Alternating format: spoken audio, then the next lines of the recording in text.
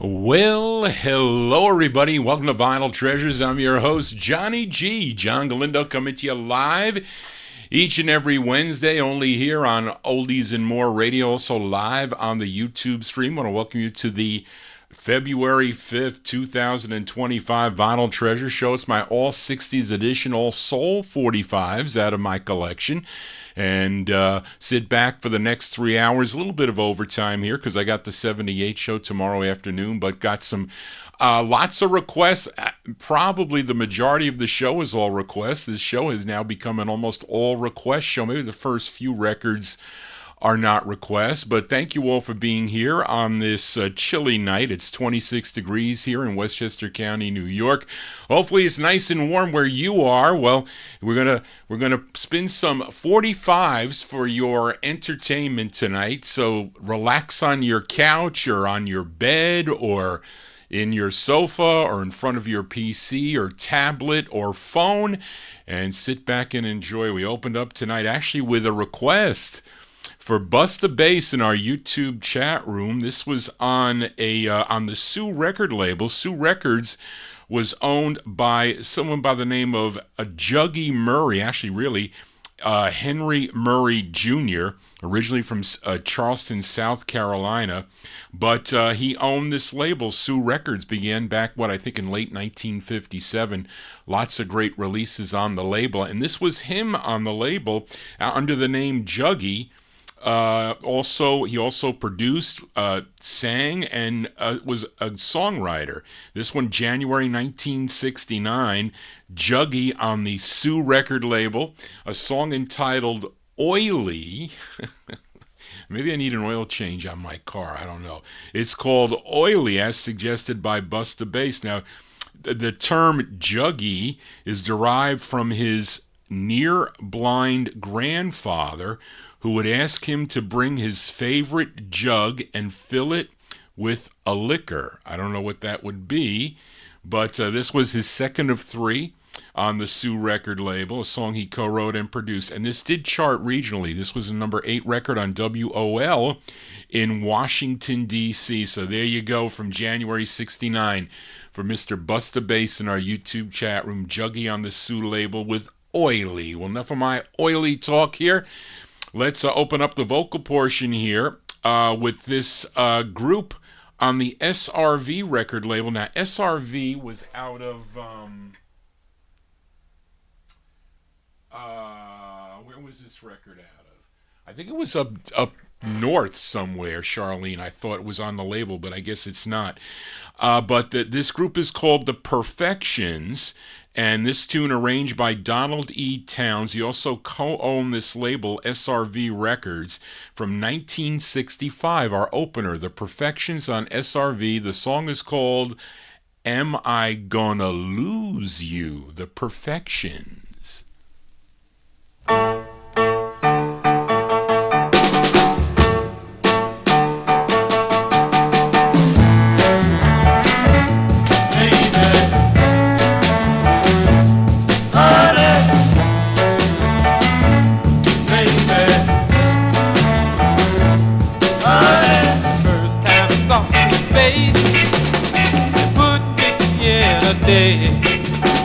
Second time I saw your face, man, was I amazed. For you see, we were friends from the start, but now I see you breaking my heart. Wanna know, wanna know, am I gonna lose you? Yeah, am I gonna lose you?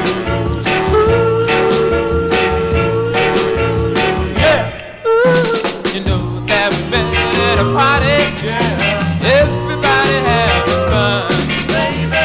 We danced over and over, yeah. Under that warm bright sun, baby. I was yours and you were mine.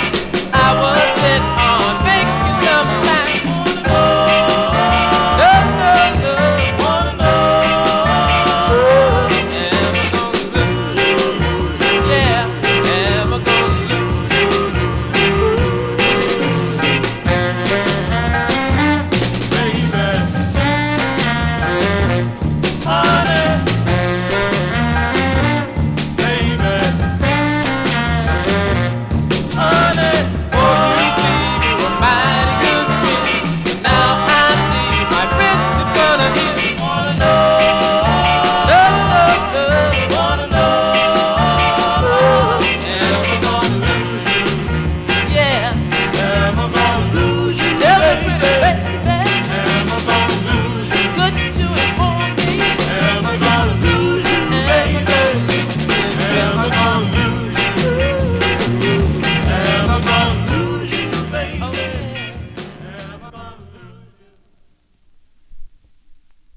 There you go, out of Detroit, Michigan there. That's the sound of The Perfections, 1965 release there on the SVR record label, Am I Gonna Lose You? I'm asking you, those of you that are in the chat room there, is there the video, is that showing up there? Because I'm getting this error. It says an error occurred.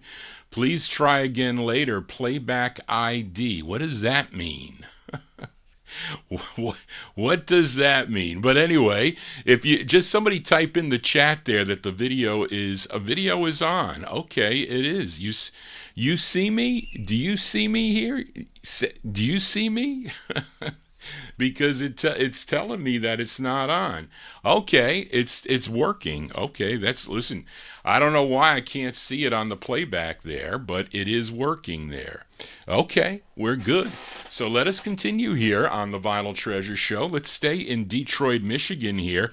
Actually, this girl group out of Kalamazoo, Michigan, first recording for the IPG record label back in 1963, but they signed with Berry Gordy Jr.'s VIP Records in 1964, and this was their first of 5 on the VIP record label, a tune written by Norman Whitfield and William Mickey Stevenson. It features Carolyn Gill on lead.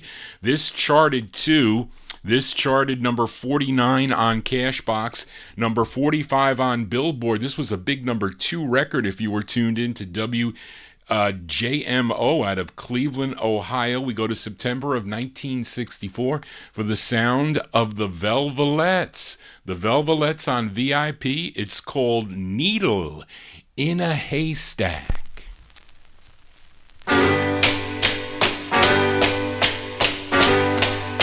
Well, I once believed all fellas were nice, but girls, listen to me and take my advice. Girls, you better get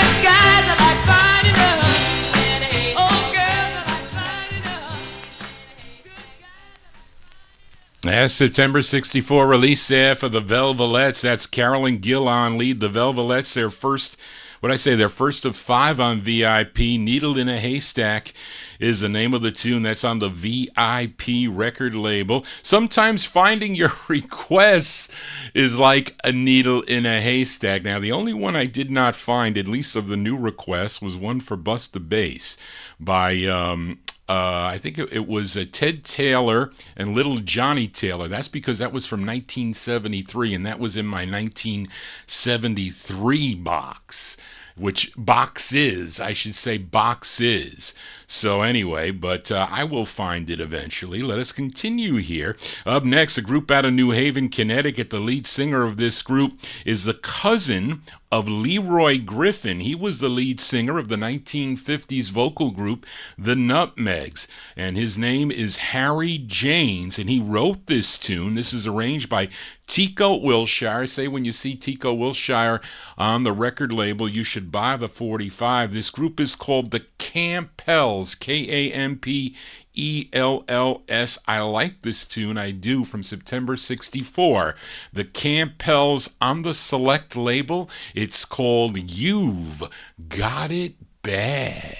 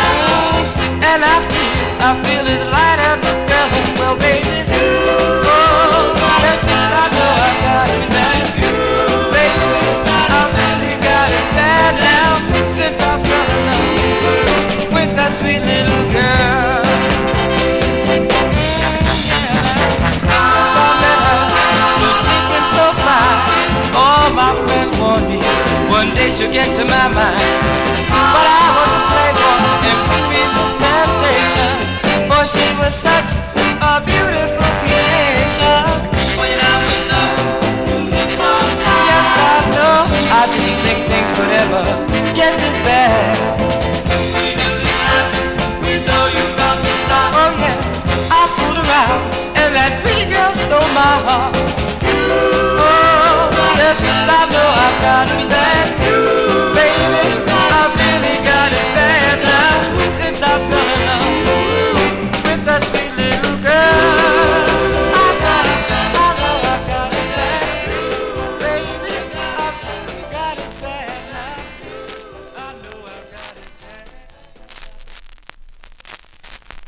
Yeah, there you go. Johnny G almost getting caught here. That's the sound of the Kampells. The Kampells from September 1964. Harry James, he's the lead singer there. You've Got It Bad is the name of the tune. That one there on the Select record label. Now, Harry James would have one more release in March of 1966 on the Josie label as Harry James and the Jane Men.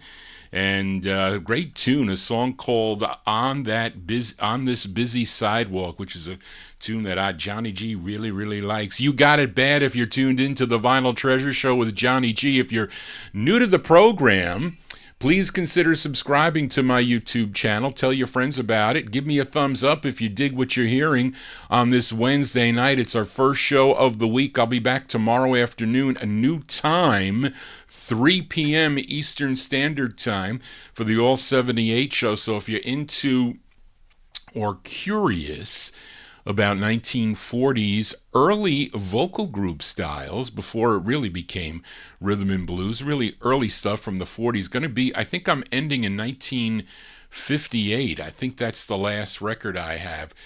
Is it Jimmy Reed? I forget.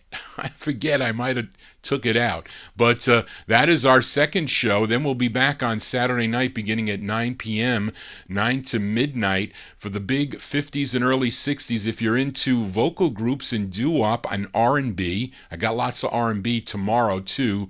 Tune into the programs here. Johnny G, a big collector of vinyl my entire lifetime, and this is a lifetime of collecting. You can't really do it in one year. I've been collecting since I was in high school, and that's way back. I was a graduate in 1976, so I was collecting a little bit before then, but I learned about the music here, so I know a lot of you are coming into the program, or a lot of you that have communicated with me, these records are all new to you, and that is a good thing. Johnny G trying to keep this sound alive here for generations to come. And I remember when I was in your shoes at one time, not to those experienced collectors that are out there, but thank you all for being here. And please consider subscribing and click that bell so you get the notification when Johnny G goes live. Let's continue here. I know many people are going to know this next tune, and it is a request for listener MOTOWN as we go back to the Motown record empire here with Marvin Gaye. Of course, Marvin Gaye had some most notable duets during his career. The Ladies of Motown. I think there was even as a CD out there you can get called Marvin Gaye and His Women. Okay, and it has the gals that he sang with during his career were Mary Wells, Diana Ross, Tammy Terrell, and this gal, Kim Weston. She signed with Tamla Records back in 1963. She had 7 releases on the Tamla label, and this was her, I guess we'll call this her 7th, with this duet with Marvin Gaye, and it became her biggest hit. I don't know if it was his biggest hit, but it was definitely her biggest hit. And this is taken from an LP that they did, I think an LP they did together, Takes Two. This tune written by William Stevenson and Sylvia Rose Moy. This charted number 43 on Cashbox, 14 on the Billboard chart, number 4 on the R&B chart, and a big number 1 record if you were listening to WHAT in Philadelphia, PA, from December 66. This is Marvin Gaye and Kim Weston by request for listener MOTOWN with the tune It Takes Two for MOTOWN.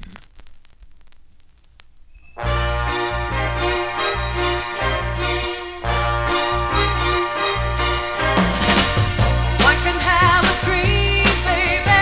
Two can make a dream so real. One can talk about being in love. Two can say how it really feels. One can wish upon a star. Two can make that wish come true, yeah. One can stand alone.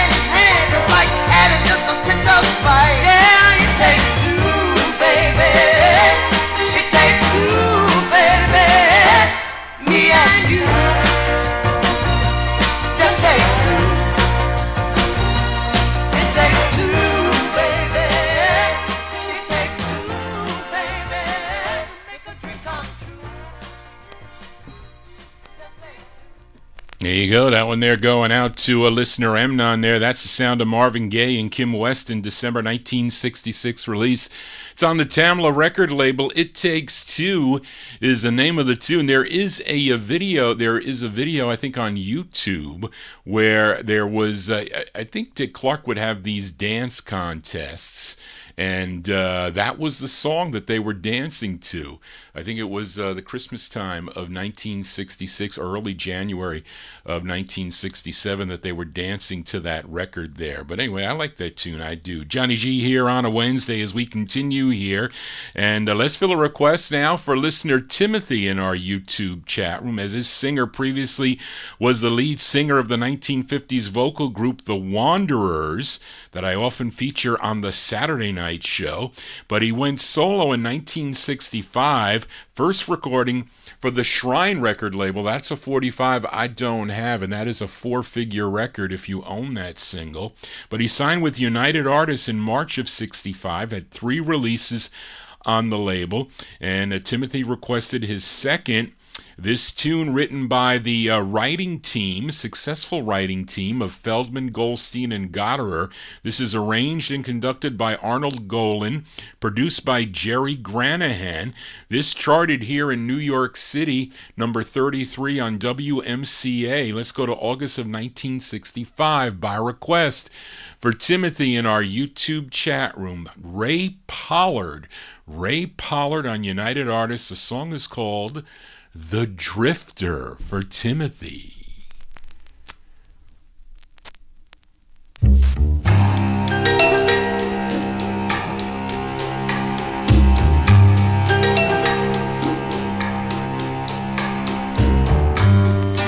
I'm just a drifter. I'll go from place to place. I'm just a drifter. Nobody knows my face. And when I go into a town, the people there, they put me down. They say, hey, drifter, go away. Don't want your kind around. So I go my way back to the highway. I'm just a drifter. No place to call my home. I'm just a drifter out in this world alone. I see lovers pass me by. I watch them all with a tear in my eye. Can't help thinking how lucky they are, laughing and talking as they go walking. And at night, stars are bright. I see a face before me. It brings back a memory of days gone by, of you and I. And then I cry, oh how I cry.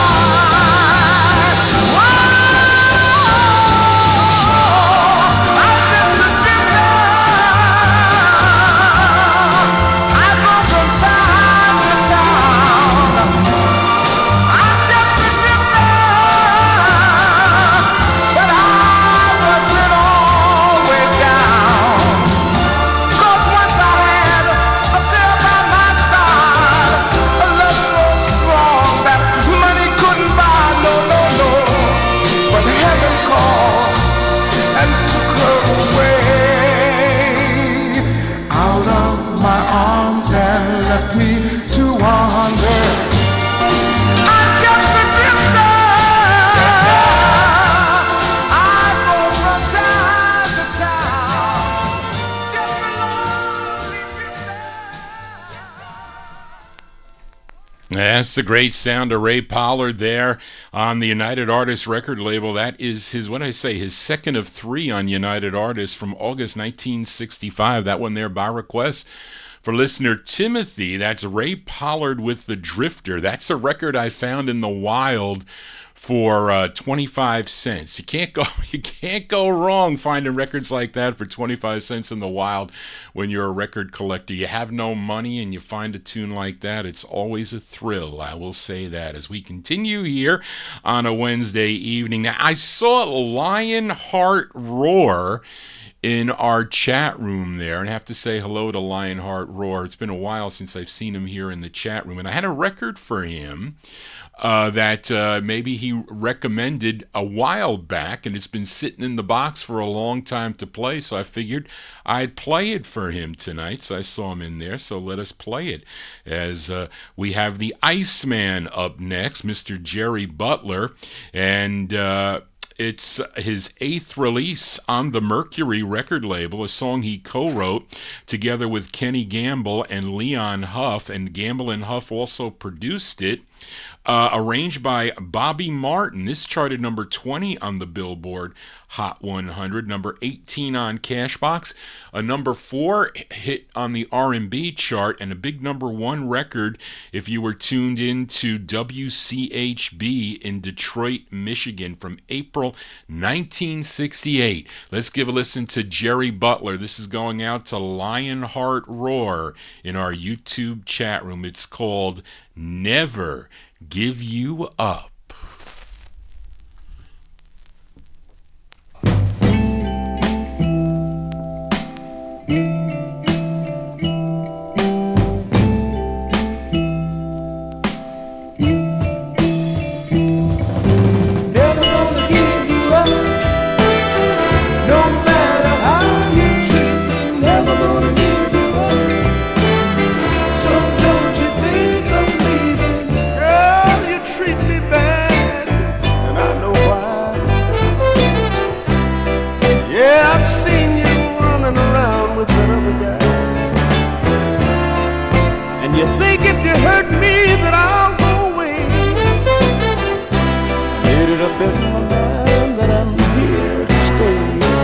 Tell him, never gonna give you up.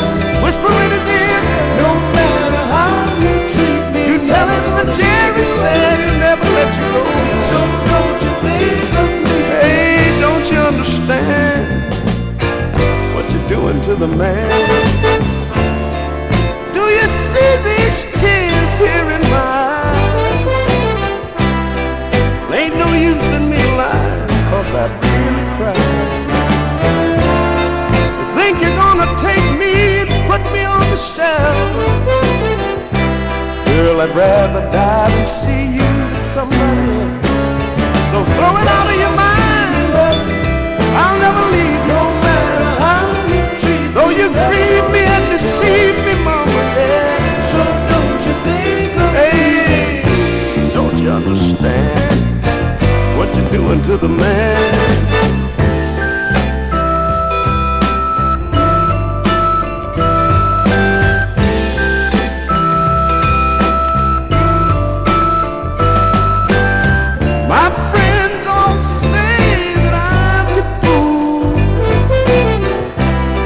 You're using me like a carpenter uses a tool.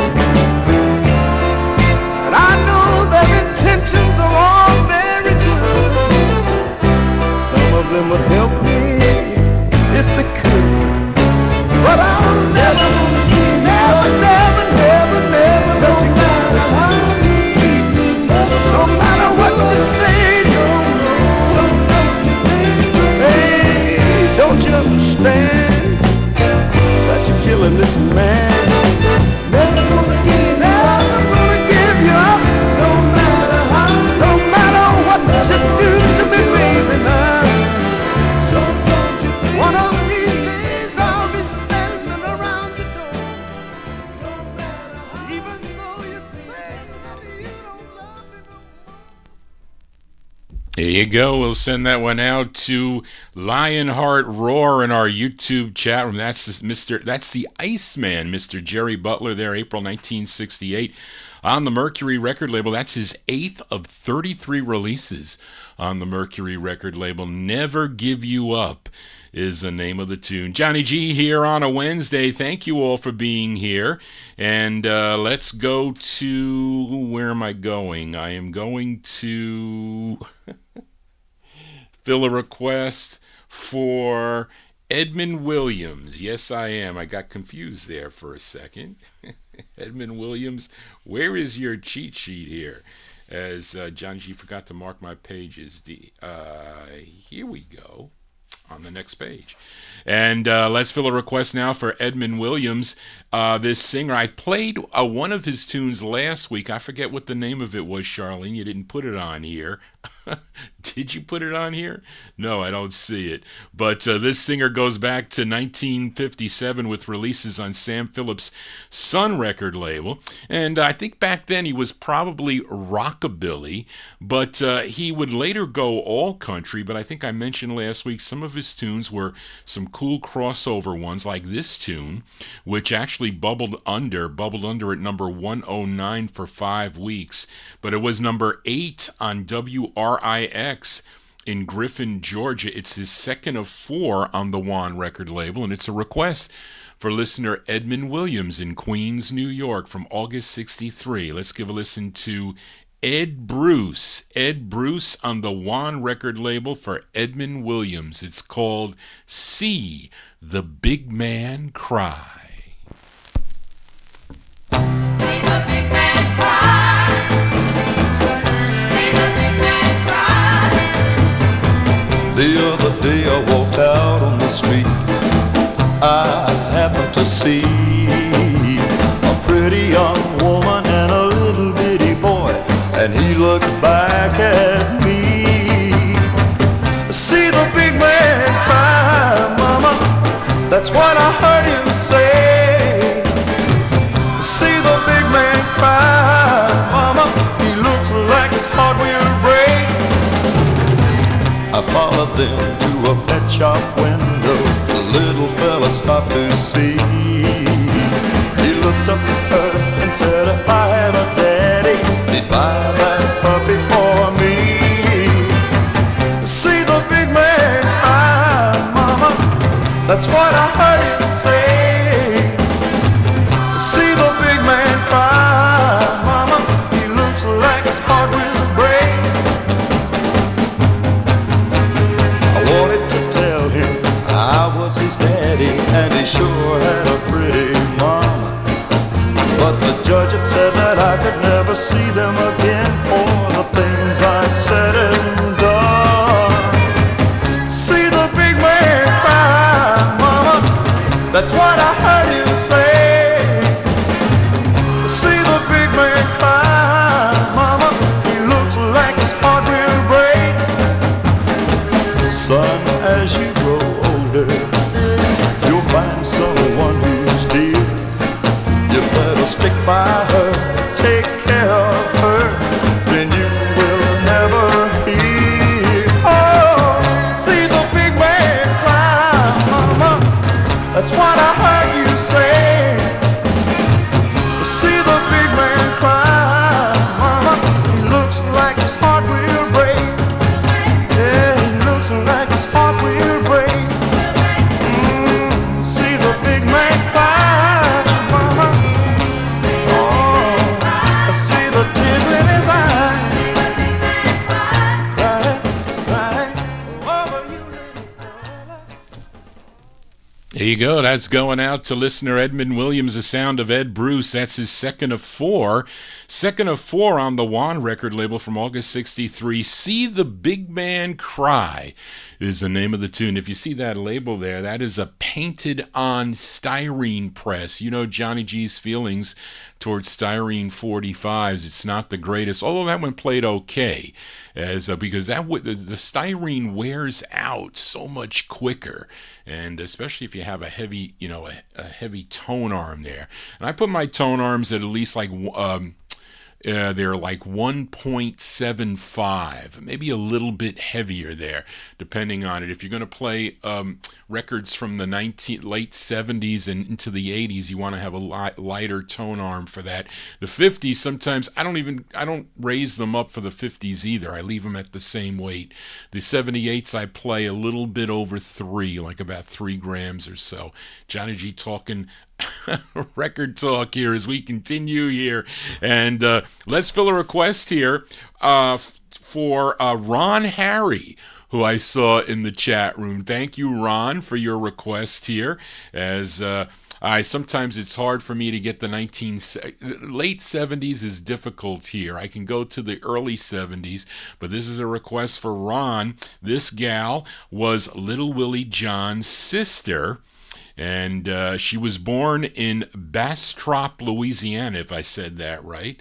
And first recording for Berry Gordy Jr.'s Tamla record label. Then she signed with Stax Records, had 7 releases on the Stax record label. Now Ron requested her 5th. This tune written and produced by Isaac Hayes and Dave Porter. Let's go to September of 1967. This is by request for Ron Harry in our YouTube chat room. Mabel John. Mabel John's her name on the Stax label. It's called Left Over Love. This is for Ron Harry.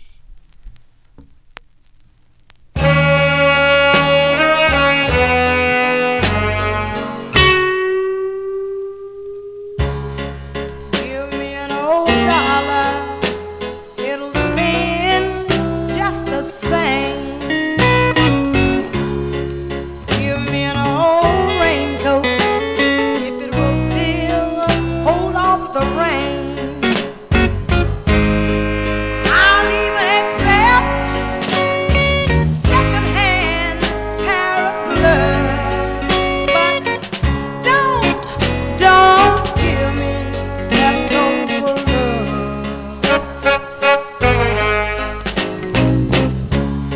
The car that I ride in can be 15 years old. The house that I live in, 10 families could have lived there before. Give me an old dress when push come to shove, but don't give me leftover love. I want to feel that you're my man, and that means a lot. To know that I've got something that no other woman has got. My Sunday clothes can be washed and wear, 'cause clothes don't make a true love. That's why I don't care.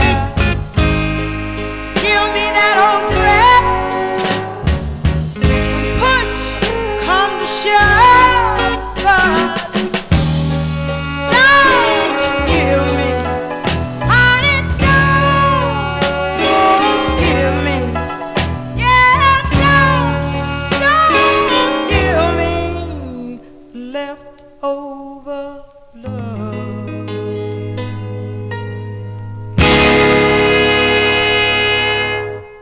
There you go, that one there by request for Ron Harry there, the sound of Mabel John. Mabel John from September 1967 on the Stax record label. What did I say? That was her 5th of 7 releases for the Stax label. Left Over Love is the name of the tune. We had leftovers today. My mother made stuffed shells for my father's birthday, his 94th birthday yesterday.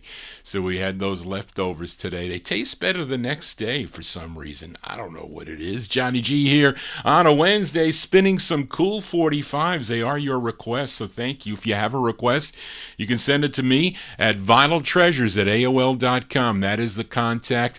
for all your requests. Got some really nice emails, I have to say. Thank you. I think it was Mark in Alabama, I think. That was a very nice email that you sent me. So many people finding out about this show and learning about the music. And all I can say is either they're younger listeners that maybe never heard this music before, so I think that's a good thing. Now I'm 66.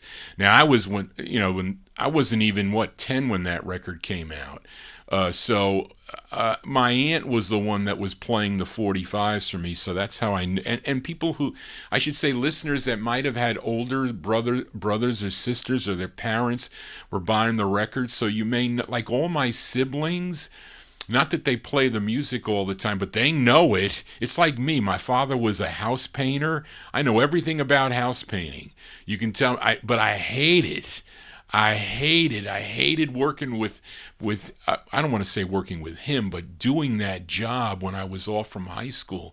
I hated it. I made some extra money, but I didn't like it. So I ended up signing up like with office help temporaries. I'd rather go do office work than paint. Don't ask me why. But anyway, let us continue here. Let's fill a request now for listener Frank Gingaro. These are the Cadillacs. Well, at least the name of the Cadillacs they were originally from Harlem, New York, but this is a later group of Cadillacs. This record released in March of 1963.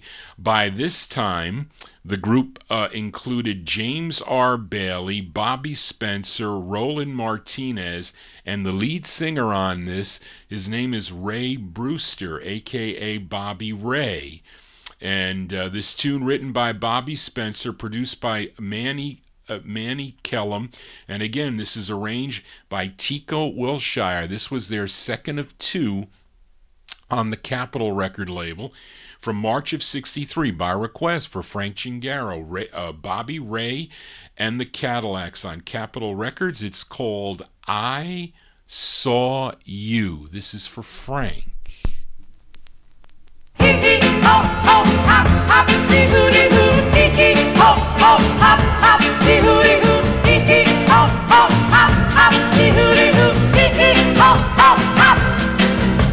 said you had a headache, so I canceled our date, and I decided to take a walk through the park.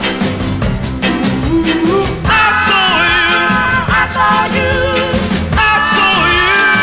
On a bench, kissing someone in the dark. And no, I couldn't believe what my eyes saw. So I looked again, just to make sure. And there you were embracing another guy. I saw you and the tears. Oh, how those tears fell from my eyes. And baby, I thought our love was pure as gold. Yeah. A love to cherish, to have and to hold. I had so much faith in you, but your love turned out to be untrue. No, how could you do this to me? You had me fooled. Yes, sirree. Just as I followed my mind last night, I saw you and the tears. Oh, those tears fell from my eyes. And baby, you told me that you loved me, but you told me a lie. Baby, you know you made me cry. Because I need you, baby. As March 63 release there for Bobby Ray and the Cadillacs. Real Ray Brewster is his name. That one there by request for listener Frank Gingaro. I Saw You is the name of the tune. That's their second of two on the Capitol record label. I think their other release was called White Gardenia, I think, which I have in the collection. Let us continue here. Let's fill a request now for listener David Silberg in our YouTube chat room. This singer had over 60 releases for the Brunswick record label, first recording as a member of Billy Ward and the Dominoes, but he left for a solo career, 1957, I think. He was also known as Mr. Excitement. I'm talking about Mr. Jackie Wilson. His big hit was in 1958, a song called Lonely Teardrops. David requested his 12th release on the Brunswick record label. This tune written by Tony King and Robert Hamilton Jr. This was first recorded back in 1957 for Checker Records by Al Kent. And then Bobby Lester also recorded this in 1959. But this is from September of 1960. This charted number 32 on Billboard, number 10 on the R&B chart, and a big number 2 record on WAOK in Atlanta, Georgia. By request for David Silberg in our YouTube chat room. This is Jackie Wilson on Brunswick, September 1960 release. It's called Am I the Man?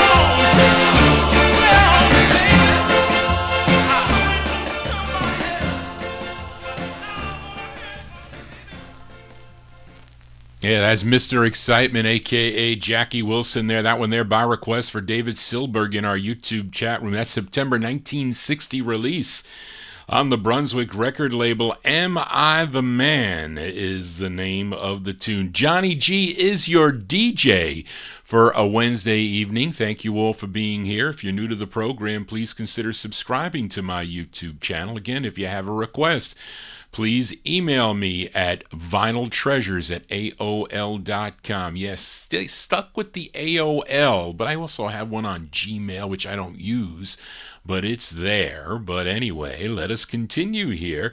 Let's fill a request for listener Warren Russell, who's having computer issues. He's tuned into the program, but evidently maybe can't get into some people can't get into the chat room. Now, Chris Reed was mentioning to me that he was having trouble with. I don't know if it could be the browser that you use, because I don't think that you could upgrade YouTube, because that's a website that they should. And I'm having trouble here on my studio because it says that there is an error, but evidently everybody is visually seeing me and hearing me. So I just hope it's recording okay. Wouldn't that be a pip if it did not record and you couldn't go back and check it out? Again, if that ever happens, I always record this with an MP3, so it'll be on my vinyltreasures.net website there, so you can always check it out there. But I would hope that it's recording. I don't know. I never had that error before. It's called Playback ID. I don't know what that is. That's why I was asking you if there was an issue. But we are also streaming on Oldies and More Radio, so you can tune in there also. But let us continue here. So Warren's having computer issues, but he's tuned into the program. So let's play a request for Warren. This artist from Brooklyn, New York, mainly known for his songwriting, wrote some big hits for the likes of Little Willie John, Jerry Lee Lewis, Jimmy Jones, Elvis, and so many others. But he also recorded first for RCA Records. That was back in the 1950s. I think John Ferry requested a couple of his records on my Saturday night show. But I think he also, prior to RCA, recorded with Viola Watkins on Jubilee also. But has many releases on different labels: J.D. Davis, Gaye, Atlantic, Date, Cub, and MGM. This is the one that Warren requested. A song he co-wrote. His name, Otis Blackwell, from August 1962 on MGM. The song is called Kiss Away. This is for Warren Russell.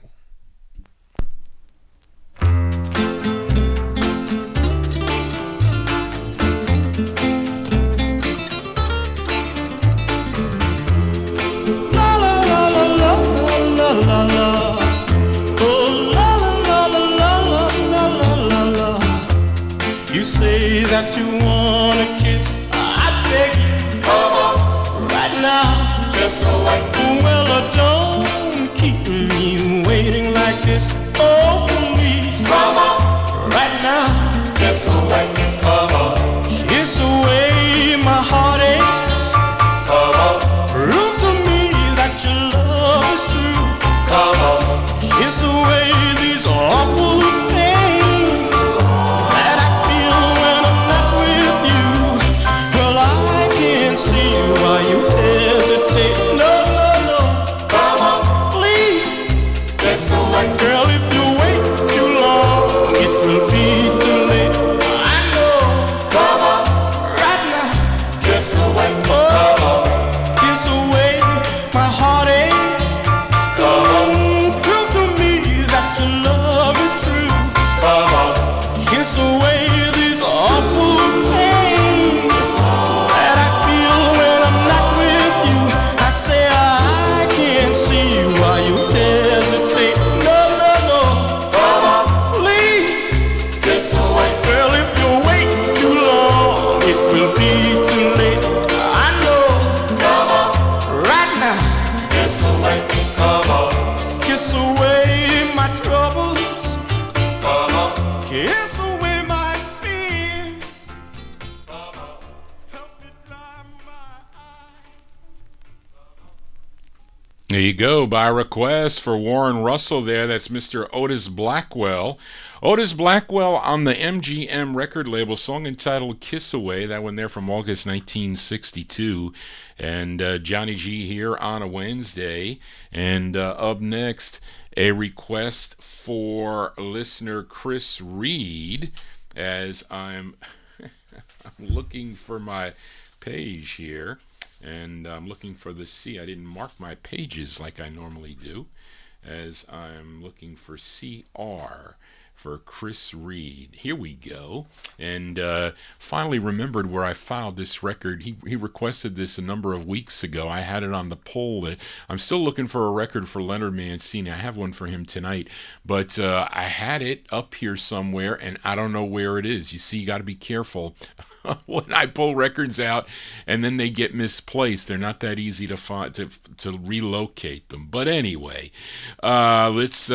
I think this, I don't know, this gal might, I'm only guessing that she may be out of Philadelphia because this is on a label called Fairmount Records. But her name is Shirley Vaughn, first recording for the Double R record label. Actually, a great tune she does. It's called Watch Out, Mr. Lonely. She followed that up with 2 releases on this Fairmount record label. This is her first. This is another one that has Tico Wilshire on the label. He is the arranger. This is from July of '66, going out to listener Chris Reed, Shirley Vaughn on Fairmount Records. It's called You Don't Know. That didn't go well. There.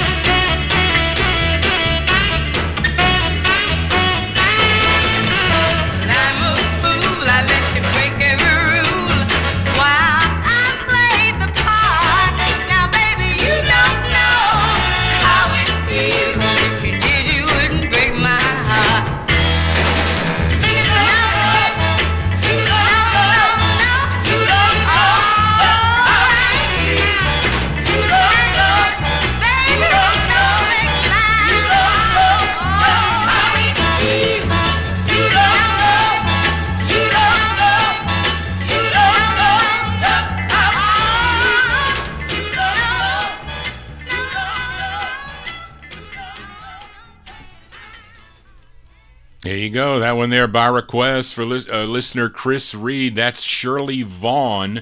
Shirley Vaughn, that's her first of 2 on the Fairmount record label out of Philadelphia, July '66. You Don't Know is the name of the tune. I think she also has another one on the Columbia record label. Let us continue here on the Vinyltreasure show. So next singer from Washington, D.C. is a favorite here on the All 60s edition. Has some cool 50s records too, by the way. Not that many, but he's got a couple that are excellent.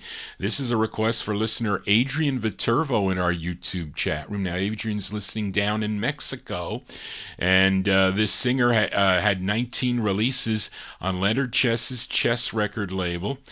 This is his 5th release. This is a song he wrote. It's produced by Billy Davis from August '63. Let's give a listen to Billy Stewart.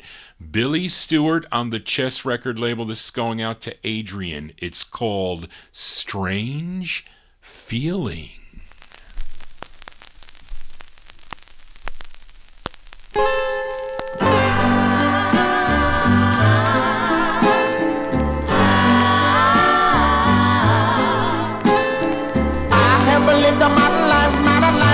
my thigh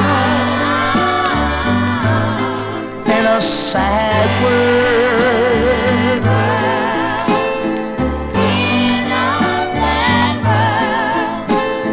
But then let's start.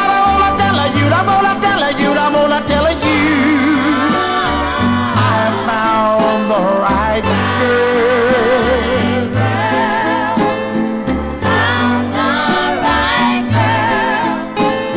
She's so gentle and a kind, gentle and a kind, gentle and a kind, gentle and kind, and she treats me like a king.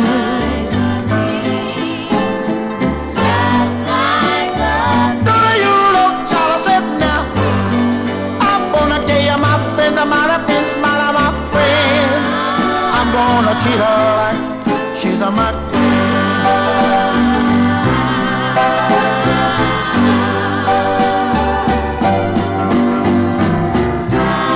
She said that she loves me and she wants to be my wife, and she said she wants to love me for the rest of her life. Oh, this stranger beetle-ling, beetle-ling, that she put in my heart.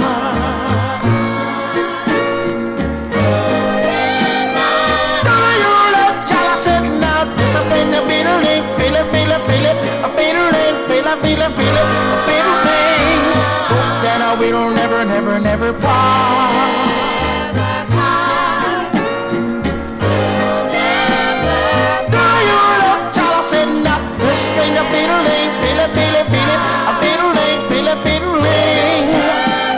I hope that I will never part. Don't you love me, baby? Shall I say I love you so bad? Please, hope that will never part, little darling. There you go, that one there by request for listener Adrian Viterbo in our YouTube chat room. That's August 1963, the sound of Billy Stewart. Billy Stewart on the Chess record label. That's his fifth release, a song entitled A Strange Feeling. This actually charted number 17 on the Billboard chart, number 25 on the R&B chart, number one record, and you would think it would be on WOOK in Washington, D.C. And, of course, his life taken much too early. Died in a terrible car accident. Went off a bridge, went into the river there, and I forget the river, but a very terrible auto crash there on January 17th of 1970. But we remember him here on the Vinyltreasure show. Let's continue here and let's fill a request for listener Bill Olb in New Jersey. This girl group, actually I featured them last week. I think Warren Russell requested, I don't know which one last week he requested, but Bill Olb requested this group, this trio from San Francisco, California. The three gals, three sisters, Cheryl Albeth and Priscilla Paris. First recording for Decca Records back in the 1950s and also for Imperial. And they did a lot of work with a record producer, Phil Spector, when they signed with the Greg Mark record label. They had a big hit in 1961, a ballad called I Love How You Love Me. And okay, this is their third of four on the Reprise record label. This tune written by the lead singer of the group. Her name is Priscilla Paris. This record produced and arranged by Jack Nietzsche. This charted number 4. This was a number 4 record on WPTR in Albany, New York. Let's go to September of 1966 by request for listener Bill Olb, the Paris Sisters on Reprise. It's called My Good Friend. This is for Bill.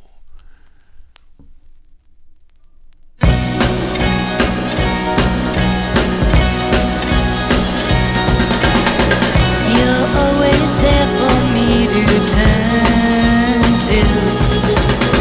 You'd rush right over if I needed you to. You say you'll take care of me and that someday someone will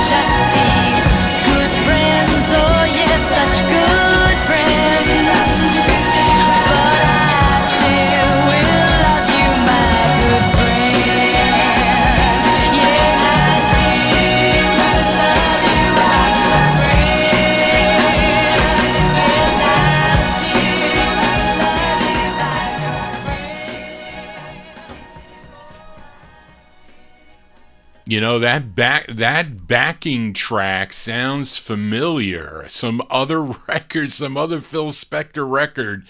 And I don't know. I hear it in my head. I don't know. Somebody out there may know. If you do, send Johnny G an email at vinyltreasures@aol.com. That is a backing track to another song. And I'm going to... It has... I don't know if it's Darlene Love or the Crystals or somebody. Something like that. Bill, that's for Bill Oben, New Jersey. Those are the Paris Sisters there. September 1966 release on Reprise Records. My Good Friend is the name of the tune. Johnny G here on a Wednesday. Let us continue here. Let's fill a request for listener Bill Sheriff. I saw Bill in the YouTube chat room, and this is an interracial sextet based out of Vancouver, British Columbia, formed in 1966. Now, this group included Tommy Chong, who would later be half of the comedy duo Cheech and Chong, and the group had 3 releases on Berry Gordy Jr.'s Gordy record label.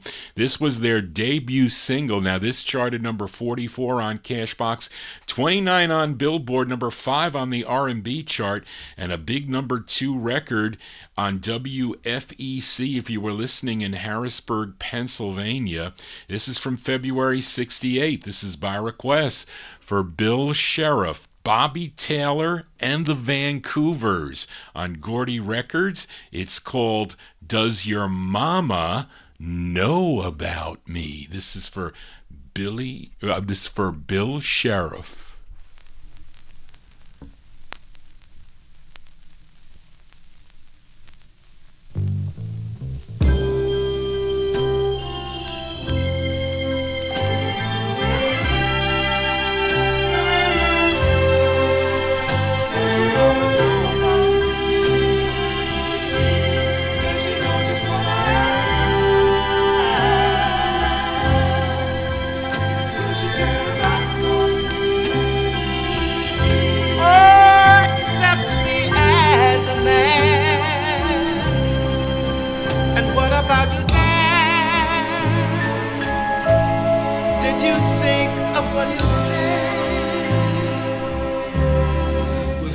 Understanding, or does he think the usual way?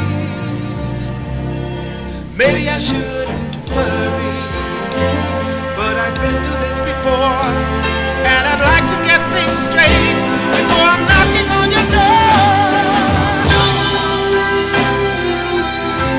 Does she notice what I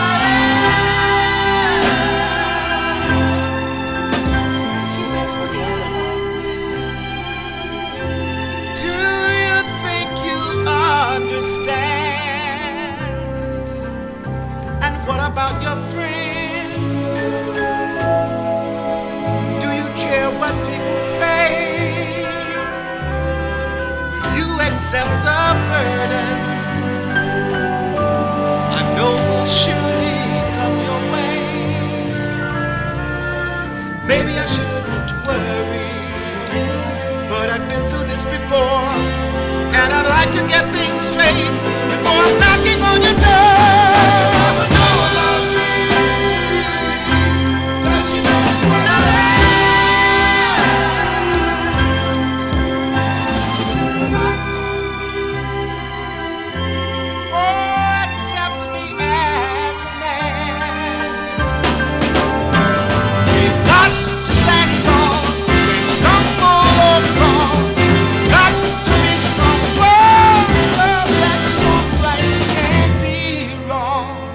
Every day I see it grow, and I don't want to let it go.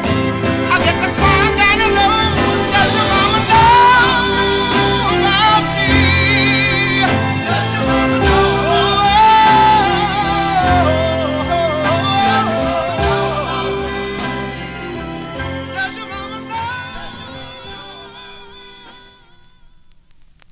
you go. That one there going out to Bill Sheriff there. That's the sound of, lost my place, Bobby Taylor and the Vancouvers, February 1968 release on Berry Gordy Jr.'s Gordy record label, Does Your Mama Know About Me? Now, Bobby Taylor would later discover the Jackson 5, and he was very instrumental with them signing with the Motown record label. I think Miami Santi mentioned it in the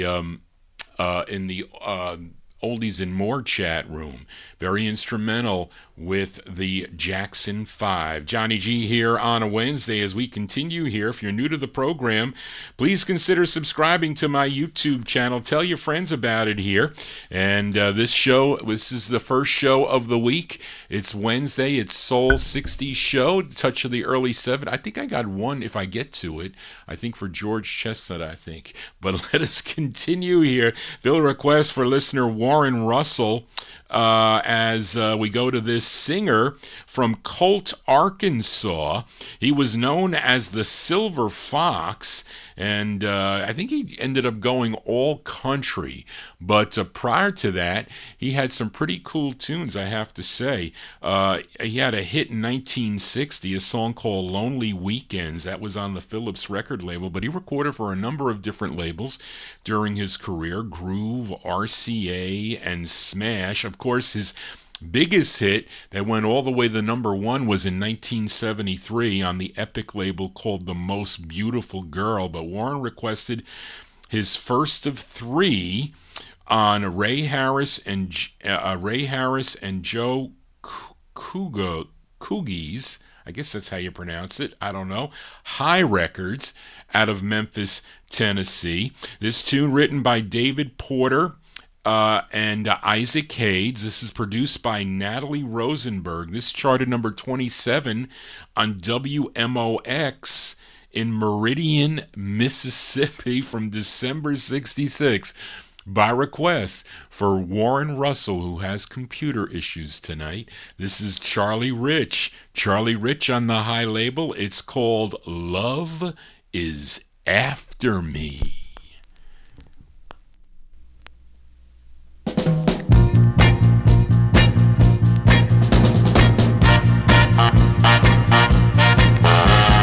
Love is after me, won't let me be.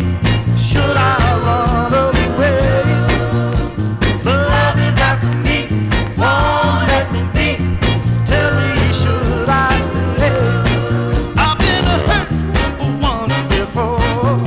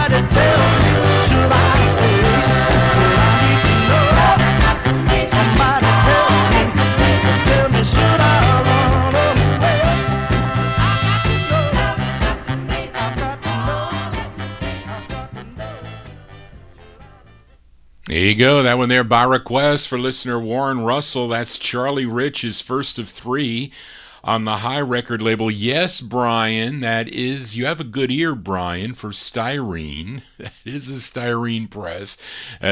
Although the early 1958 High releases, the early ones, they're nice vinyl. I don't know how nice, maybe a little grainy, but this one it played okay, I guess. What do you want for a buck? From December 66, going out to Warren Russell, Charlie Rich with Love Is After Me. Johnny, the copyright police hopefully will not be after me tonight, but we will see. That is to be determined. Let us fill a request now for listener Busta Bass in our YouTube chat room. This singer from Rome, Georgia, born August 17th, 1935. He was a member of the Gospelaires when he was just 16 years old. First recording back in 1962 for the Finch record label, but this one is on another Cincinnati label. This is Fraternity Records. This is his 6th of 9 he did on Fraternity. Now, Lonnie Mack is on guitar. You know who Lonnie Mack is. He's a great guitarist. He did the instrumental version of Memphis, which was a big hit for him on this label, Fraternity label. This tune written and produced by the label owner. His name is Harry Carlson. He owned the Fraternity record label. This charted number 36 on KDIA in Oakland, California, if you were listening. But let's go to March of 1969. This is by request for listener Busta Bass in our YouTube chat room. This is Albert Washington and the Kings on Fraternity. It's called Turn On the Bright Lights for Busta Bass.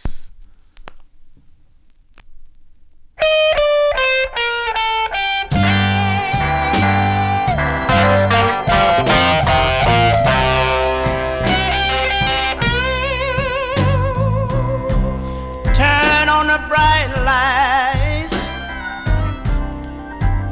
Turn on the bright lights.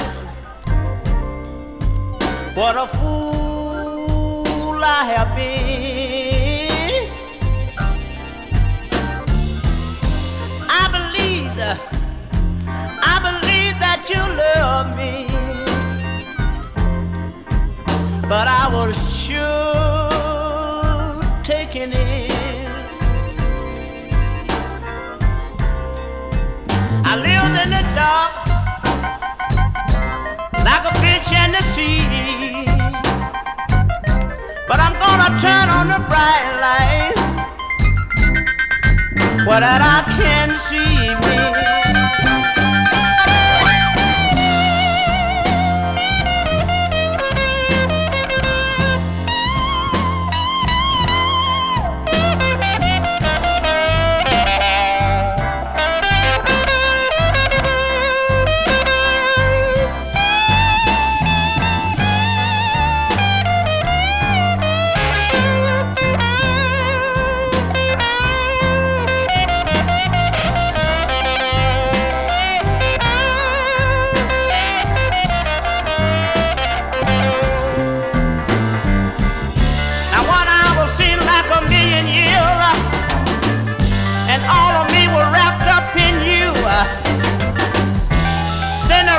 Came off,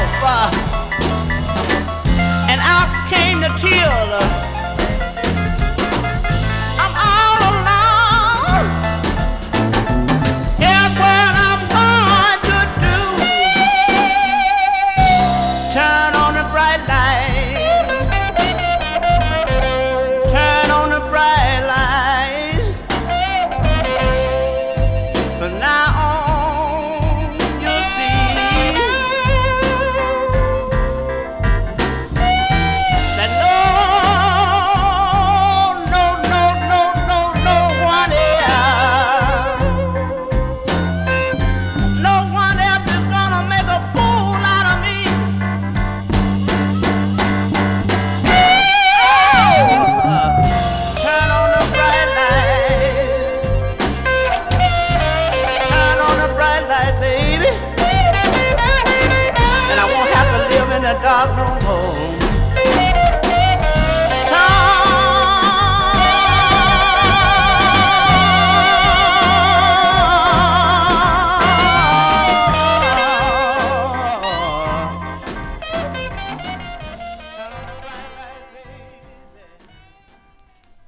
Jazz March 1969 release there for listener Busta Bass, the sound of Albert Washington and the Kings on the Fraternity record label. What did I say that was? That was his 6th of 9 on the Fraternity record label. Turn on the Bright Lights is the name of the tune. Johnny G probably needs a little bit more light here up in the attic where I broadcast this program here, right out of the comfort of my own attic here. So thank you all for tuning in. Again, if you're new to the program, please consider subscribing to my YouTube channel. That is the best way. And also, if you have a request, you can email me at vinyltreasures@aol.com. That is the best way. Some people post it up on my YouTube wall there, and I usually, every time anybody posts, I do get an email, but I have it there. You can read, I have like a little description. There's actually a bio. There's a little button there to the right. Those of you that go to the YouTube page, you can check it out. Sometimes it's not that good on your phone though. So if you're on your phone, it's not the greatest thing. And sometimes even on the tablet, it's not. But on the PC, it's pretty good. And even people that watch me on their iTVs, sometimes I think it's kind of hard to at least to chat. So, but you can send me an email if you're listening. I'll check them out, and to know that you're tuned into the program, that's always a good thing to do. Let us continue here. Let's fill a request now for listener Edmund Williams. This is actually a B-side to a big hit. I think this artist's biggest hit. I lost my place. Here it is. He was born in New York City back in 1942. His real name was James McCleese, and I have a 45 by him, I think from 60 or 61 on, it's a red label, I forget the label, but I do he has two early releases under his real name, James McCleese. But altogether, he two on the Marco label. It was Marco Records, but he would sign with Frank Guida's SPQR label, which is a subsidiary of Legrand Records. Of course, Legrand Records. Gary U.S. Bonds was on Legrand Records, but had 12 releases on the SPQR record label. And of course, his biggest hit was a song called "If You Want to Be Happy." I dare not play that record here on the program for fear of copyright police. But Edmund requested the B-side of the 45, which is actually a pretty cool tune. I like the B-side of the 45, a tune written by Frank Guida and Joseph Royster. I think he might have been the A&R guy for Legrand and SPQR. This is from January 63. Let's give a listen to Jimmy Soul. Jimmy Soul on the SPQR record label. His 4th release on the label. It's called Don't Release Me for Edmund Williams.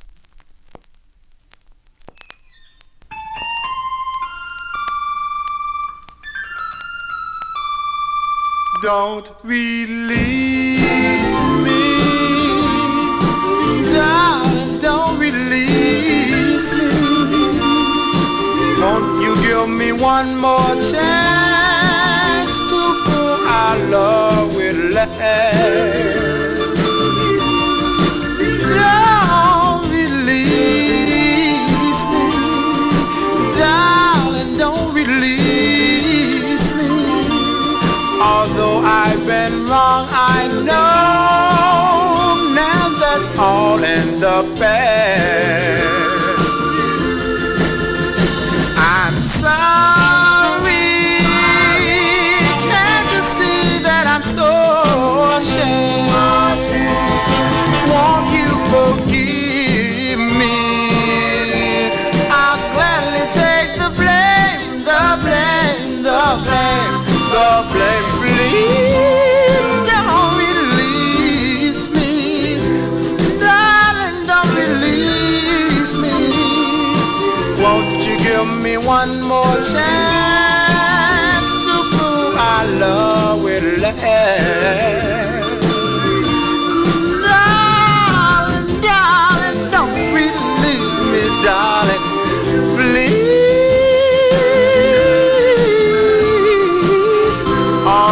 I've been wrong, I know. Now that's all in the bag. Darling, it's you and you alone that gives my tomorrow true meaning. I tremble at the thought of being without you. Your voice, your smile, your lips. Without you, life would be meaningless.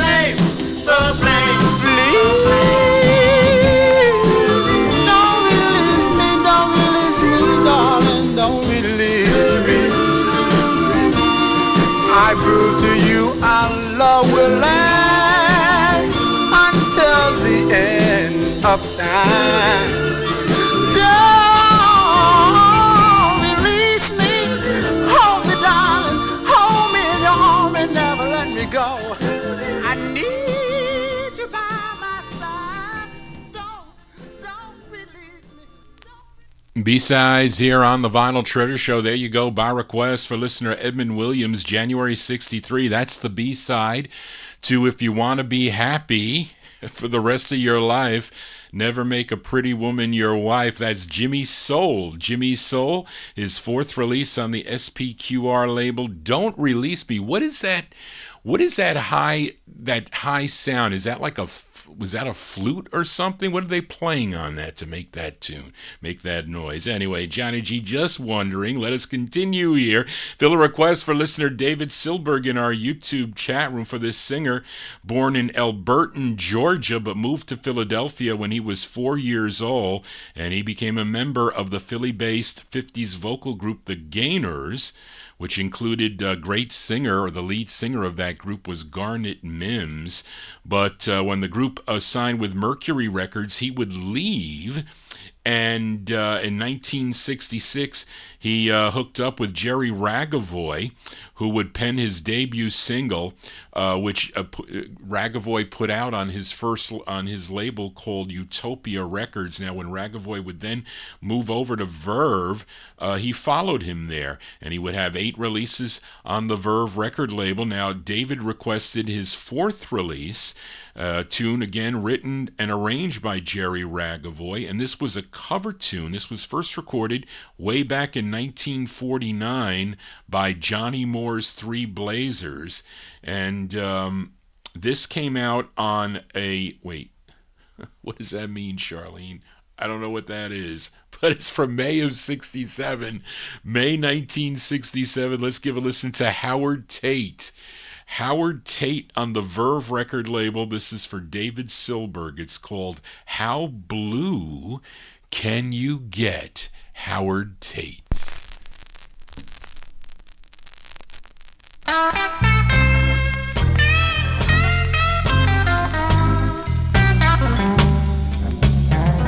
I've been downhearted, baby, ever since the day we met. Said I've been downhearted, baby, ever since the day we met.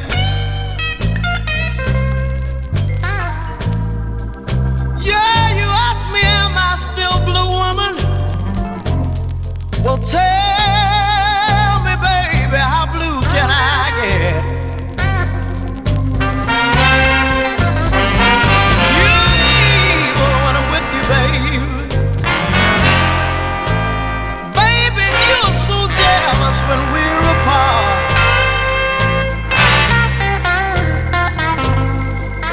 Yeah, you're evil when I'm with you, baby. Little girl, and you're so jealous when we're apart.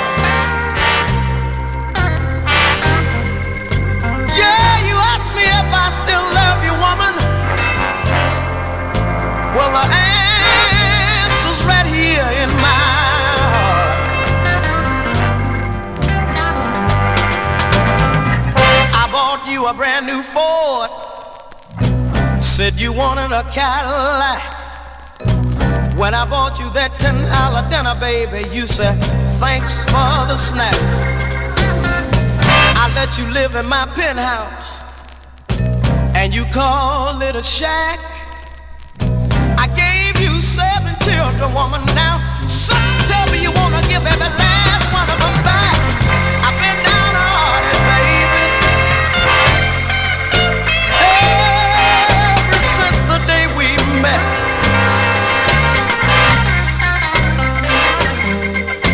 Yeah, you ask me, am I still blue, baby? Well, tell me, baby, how blue can I get?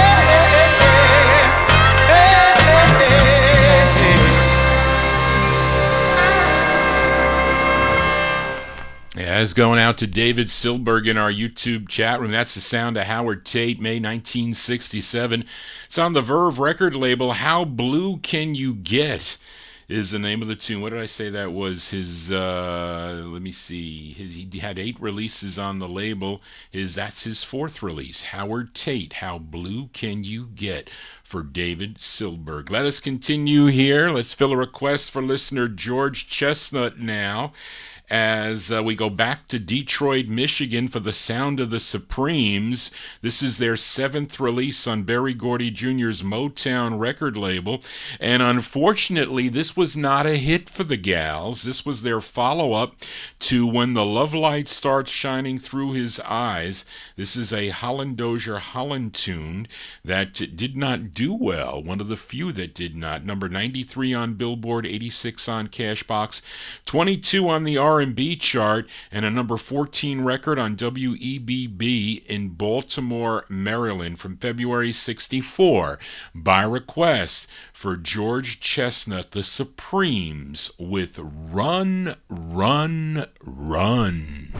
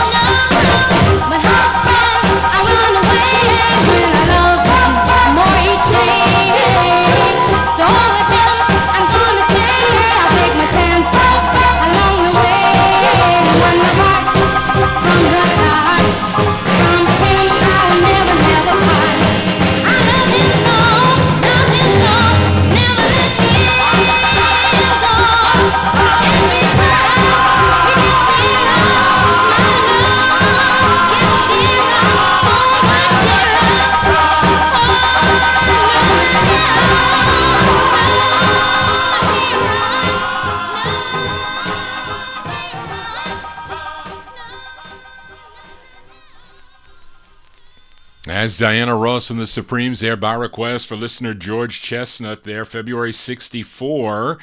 On the Motown record label, Run, Run, Run is the name of the tune. What did I say? That was their 7th release. Now, after this release, they would have 5 consecutive number 1 national hits. You know them all. Where Did Our Love Go? Baby Love, Come See About Me, Stop in the Name of Love, and Back in My Arms Again. All 5 number 1 national hits for them.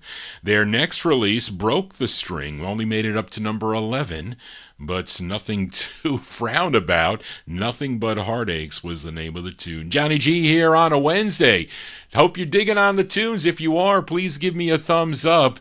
This is our educational night of the week here. Actually, it's always an education when Johnny G is telling you about the 45s, and also enjoyable too. I hope it is. And it is for me, I can tell you that much. But let's continue here. Let's fill a request for listener Joseph Smith, a.k.a. Oldies Fan, in our YouTube chat room. This singer from, is it Lugoff or Lugoff? I think it's Lugoff, South Carolina. He was born Benjamin Franklin P. And first recording back in 1955 for the OK record label. Later releases, after releases, I should say, on Epic and Vic, he would sign with Mercury Records in late 1958. He would have 35 releases on the Mercury label through 1965. Maybe you know his biggest hit from 1961 called the Boll Weevil Song. But within those 35 releases, there were some duets. I think he had 2 releases with Dinah Washington, also 2 with Demita Joe. But Joe requested his 23rd release. It's a song he wrote together with Margaret Singleton. This one produced by Shelby Singleton, arranged by Bill Justice. And this did chart nationally, number 28 on Billboard, 22 on Cashbox, and number 4 on the R&B chart. We go to February 63 for Mr. Brook Benton. Brook Benton on the Mercury label. For Oldies Fan in our YouTube chat room, it's called I Got What I Wanted. This is for Oldies Fan.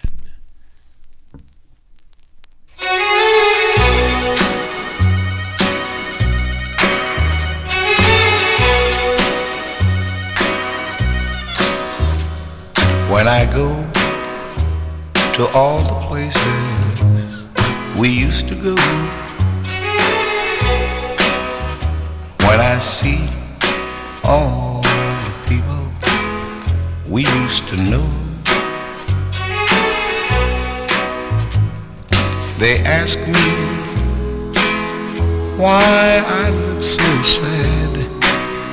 I have to say, I got what I wanted, but I lost what I had. Without your love, I'm such a lonely man.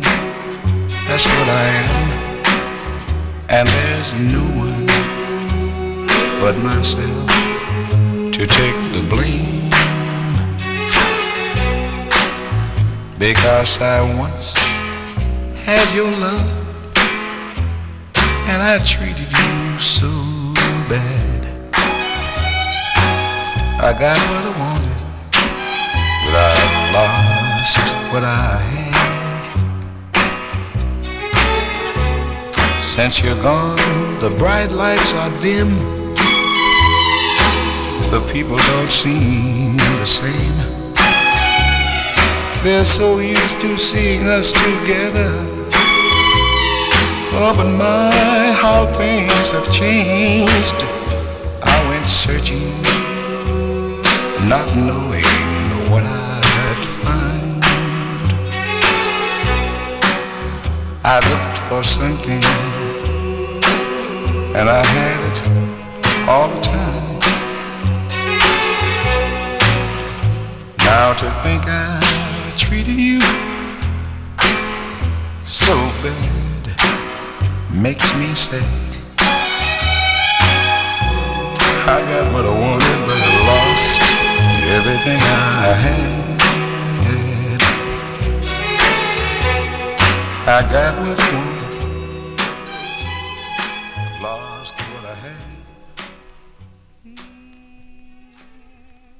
That's the great sound of Brook Benton here on the Vinyl Treasure Show. That one there by request for Joseph Smith, a.k.a. Oldies Fan, in our YouTube chat room. February 63, Brook Benton with I Got What I Wanted. That one there on the Mercury record label. Gotta tell Jack that is a styrene press, but a Stone Mint copy of that record. So, you know, when you play them like mint, they sound great, especially if you have a great sounding system. Not that I'm boasting about my system, but hopefully the sound is coming across very well on your speakers here, those of you tuned in on YouTube, also on Oldies and More Radio. As we continue here, and let's fill a request for listener Leonard Mancini. I really like this tune here, by the way. This singer, born in Birmingham, Alabama, but then would relocate to Detroit, Michigan, began recording back in 1964 as Little Roger Hatcher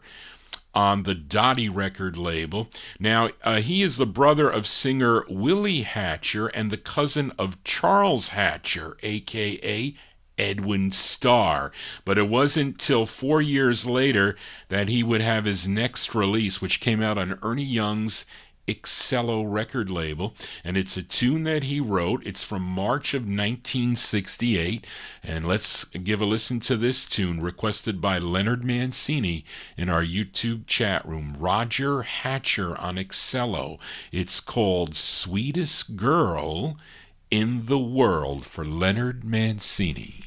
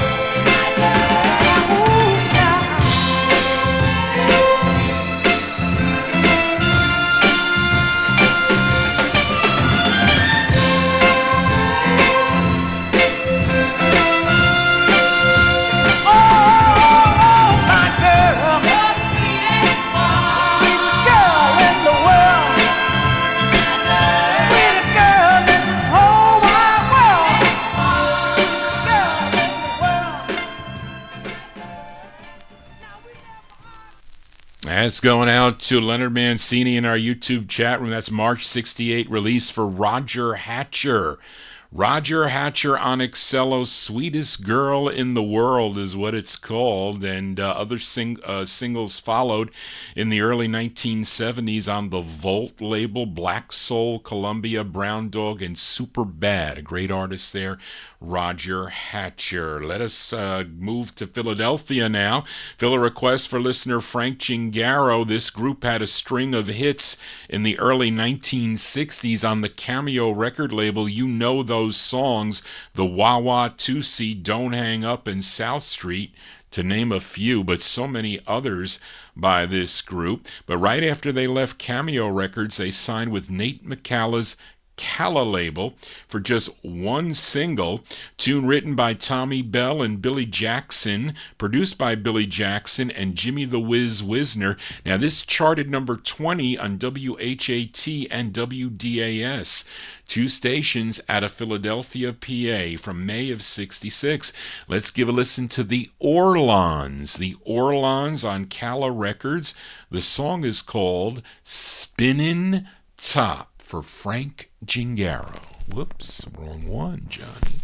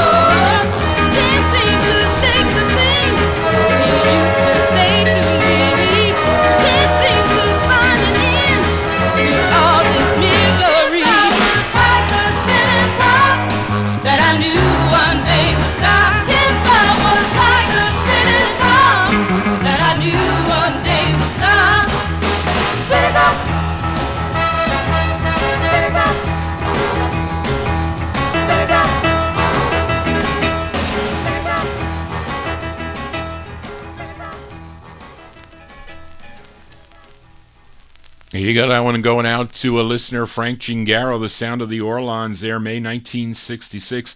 It's on the Calla record label. Spinnin' Top is the name of the tune, and that one, they would have two more releases after this on the ABC record label. It's great finding records like that for a quarter. Can't go wrong. Found that out in the wild way back when I was in high school. Johnny G here on a Wednesday as we continue here. Let's fill a request for listener Adrian Viterbo in our YouTube chat room. This group out of Lancaster, Pennsylvania.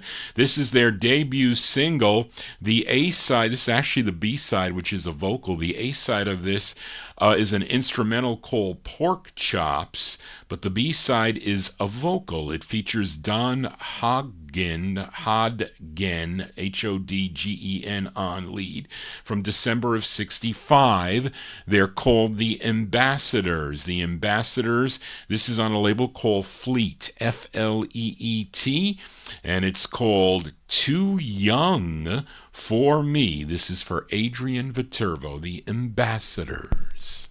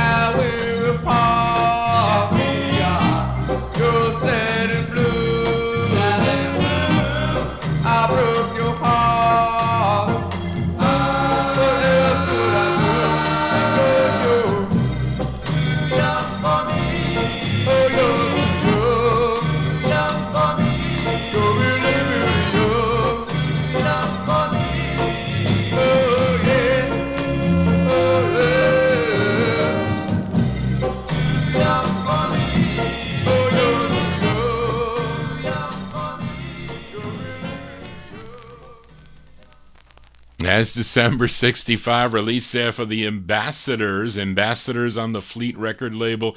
That is Don Hodgen, Hodgen, on lead. Too Young for Me is the name of the tune. They would have two more releases on the PV record label. What does that say? Okay, we'll just leave it at that. As we continue here on the Vinyltreasure Show, let's fill a request now for Bill Sheriff as we stay in Philadelphia now for this gal, first signing with the Crusader record label in 1964. For her two first singles. Then she signed with Jimmy Bishop's Arctic Records in the fall of 1964. She would have 14 releases on the Arctic label. Now, you know her biggest hit was a song called Yes, I'm Ready. But this is her 10th release on the Arctic record label. It's a song that she co-wrote, and this did chart regionally, number 30 on WMBM in Miami, Florida. We go to March of 68 for the sound of Barbara Mason. Barbara Mason on the Arctic label. This is for Bill Sheriff. Now, I don't know, the record is mint, but it's like poor quality for some reason. I don't know if it's the press. Some of these Arctics do not play well, I will tell you that much. But this one is one of them. But anyway, we're going to give it a spin for Bill Sheriff. Barbara Mason with I Don't Want to Lose You. Barbara Mason.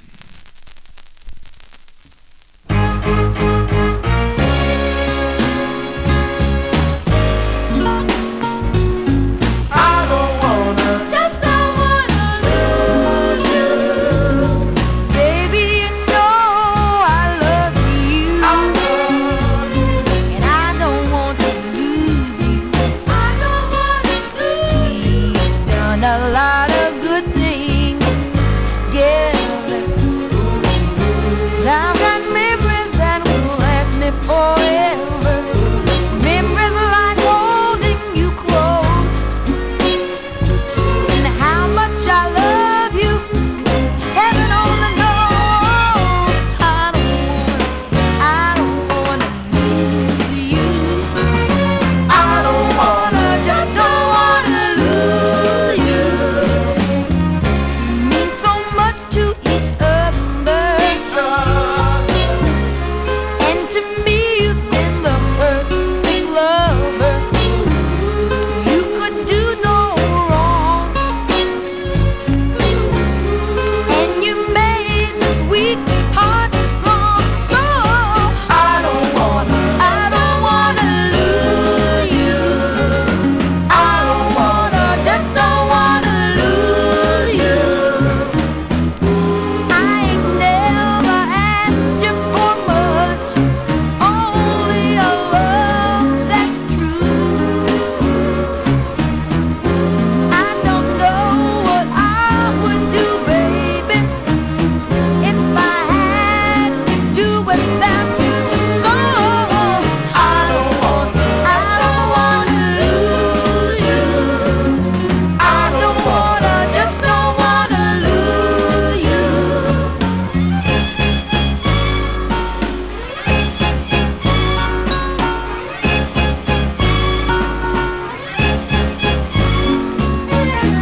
Ever since you kissed my lips, you knew that you had me hooked. I gave all my love to you, never thought about the chance I took. Oh, I don't wanna lose you. I don't wanna, just don't wanna lose you. No, I don't wanna, just don't wanna lose you. I don't wanna. I guess it didn't sound so bad there, didn't it? It just started off kind of rough. There you go. That one there going out to Bill Sheriff in our YouTube chat room. March 68, the 10th release for Barbara Mason on the Arctic record label. I Don't Want to Lose You is the name of the tune. Johnny G doesn't want to lose you as a listener, so please consider subscribing to my YouTube channel. You only can subscribe if you are signed into YouTube. You can't do it if you're not. So some people say, well, no, I don't know how to set it up, but you have to set up an account with them.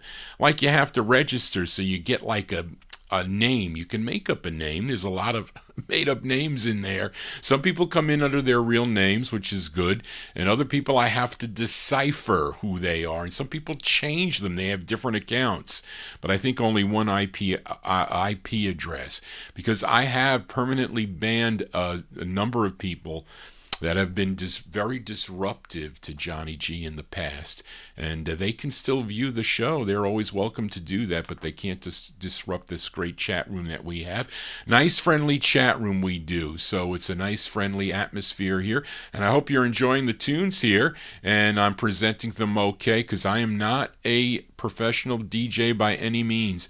I am an accountant by day and an amateur disc jockey by night. but I hope you're enjoying the tunes and I'm presenting them okay for you. This is our history lesson. I should give a course at the college. You think I could? I don't know. Maybe they should watch this show and they can become entertained and become smarter about the music. But let us continue here and let's fill a request for listener Bust the Bass in our YouTube chat room. So I found all your requests except that Ted Taylor one. But this singer out of New Madrid, Missouri. Okay. His name, Maurice Dollison Jr. Now, after serving in the Army, he relocated to Chicago. He was a guitarist, singer, and songwriter, and he would change his name and sign with the first, I guess, Thomas subsidiary, Satellite Records. And he had 4 releases on the Satellite label. And then he would, after that, have 2 releases on the Checker label. Maybe the masters were sold to Checker, possibly, Charlene. Now, Busta requested his first, a song he co-wrote. Yeah, I would say it was produced and arranged by Monk Higgins, and he was involved with those labels, Thomas and Satellite. This is from October 67. Let's give a listen to Cash McCall. Cash McCall on the Checker label. It's called I'm in Danger. This is for Bust the Bass. Here you go.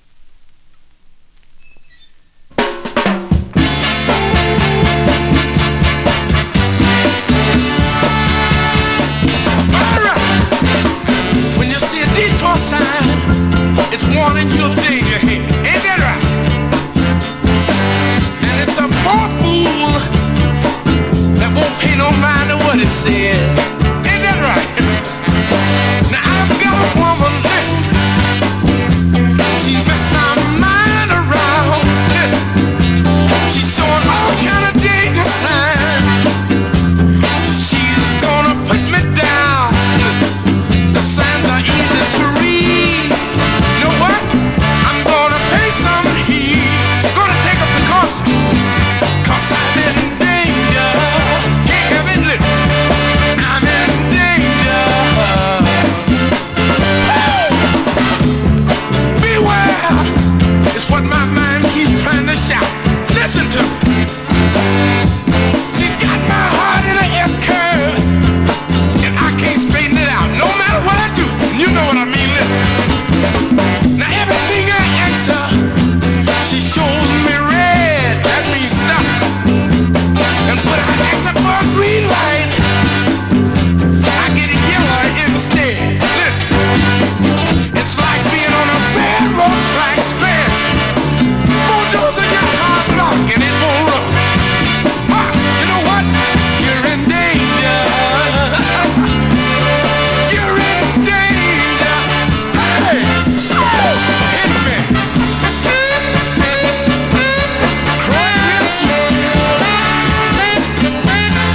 Croy Bridge. Sing it to me one time. Listen, the way you hold me, it's alright. The way you squeeze me, it's okay. The way you make me feel so good. You make me feel like a woman should. The way I feel, I wonder if it's real. You know what? I'm so afraid you got me in danger. I'm in danger. Hey! I'm in danger. The way you hold me, the way you kiss me, the way you squeeze me, the way you... There you go. That's Mr. Cash McCall. Cash McCall by request for listener Busta Bass in our YouTube chat room. That is October 67 release. His first of 2 on the Checker record label. I'm in Danger is the name of the tune. You're never in danger when you're tuned into the Vinyl Treasure Show. Johnny G will protect you. I will, from your radio dial as we continue here. And let's fill a request for listener Amnon. This gal, originally from Los Angeles, California. She was discovered by Johnny Otis when she was just 14 years old. Now, her real name was Jamesetta Hawkins, but she recorded as Etta James.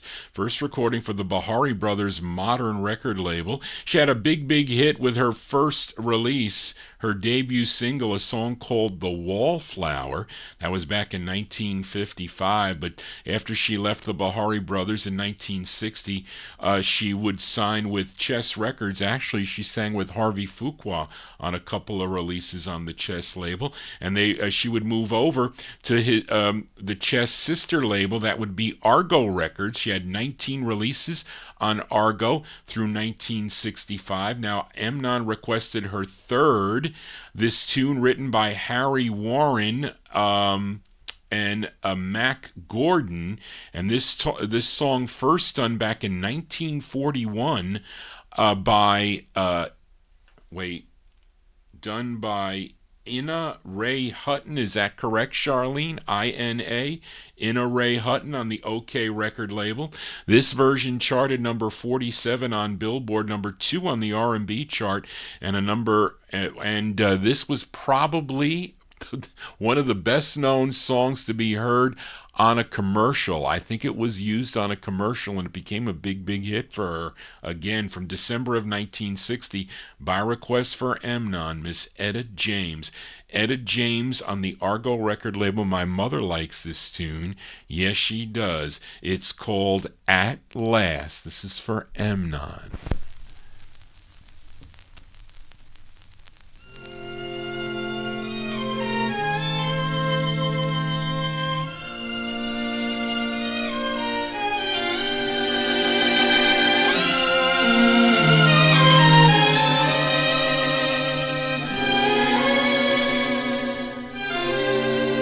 At last,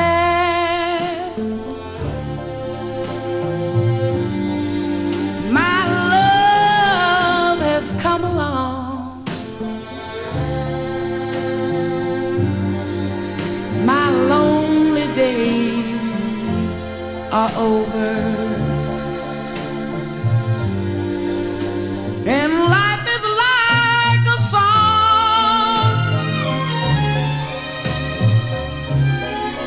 Oh yeah, yeah, at last the skies above are blue.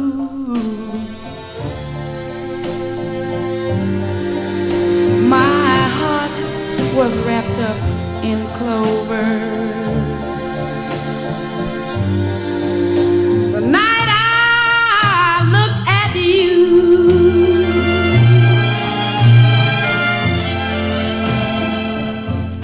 I found a dream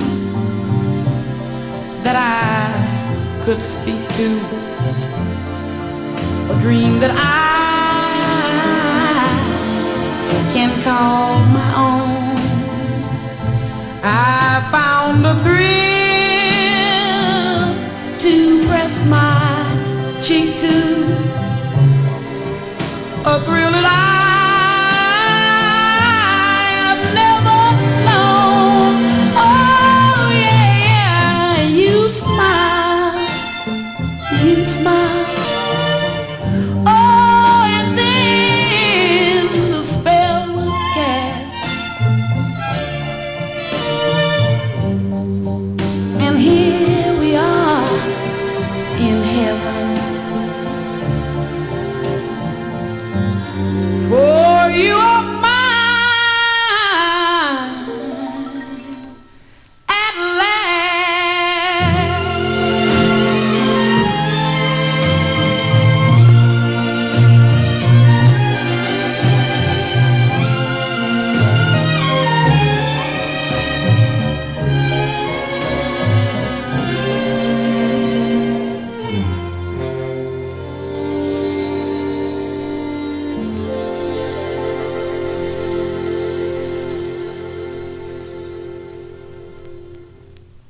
There you go, the great Etta James there by request for listener MOTOWN, December 1960 release on the Argo record label, At Last is the name of the tune. Now, MOTOWN also requested the flip side, so let's flip the 45 over here. And I was looking, whenever I looked at these black Argo labels, I always thought they were like possibly seconds, but they're really not seconds. This has the exact same stampers in the dead wax as the brown, like those beige labels also. This is just a different pressing plant, and probably a northern pressing plant, because it's got that Chicago type print that was so common on some of the labels in the early 1960s. But let's flip the 45 over here. Give a listen to the B-side here. Now the B-side, a tune written by Willie Dixon, and a song first done back in 1954 on Chess Records by Muddy Waters. Now, this version did chart, the big #1 record on WJLB in Detroit, Michigan. So, by request for MOTOWN, this is the B-side to At Last from December 1960. Etta James and her version of I Just Want to Make Love to You. Etta James for MOTOWN.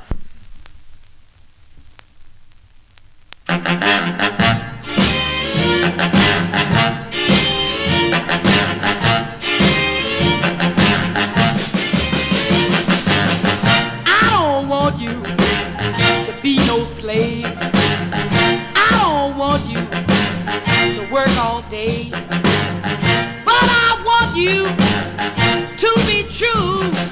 I just wanna make love to you. Love to you.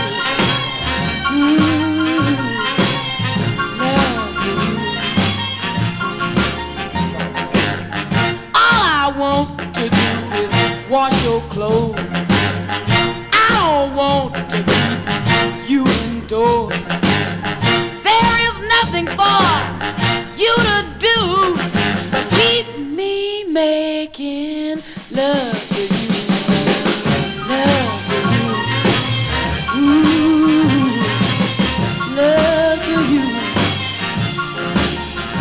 And I can tell by the way you walk that walk, I can hear by the way you talk that talk, I can know by the way you treat your girl that I could give you all the love in the whole wide world.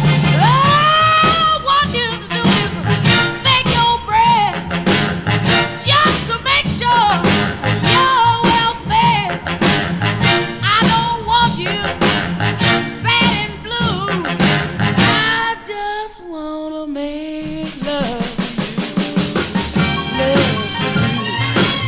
Ooh, love to you. Ooh.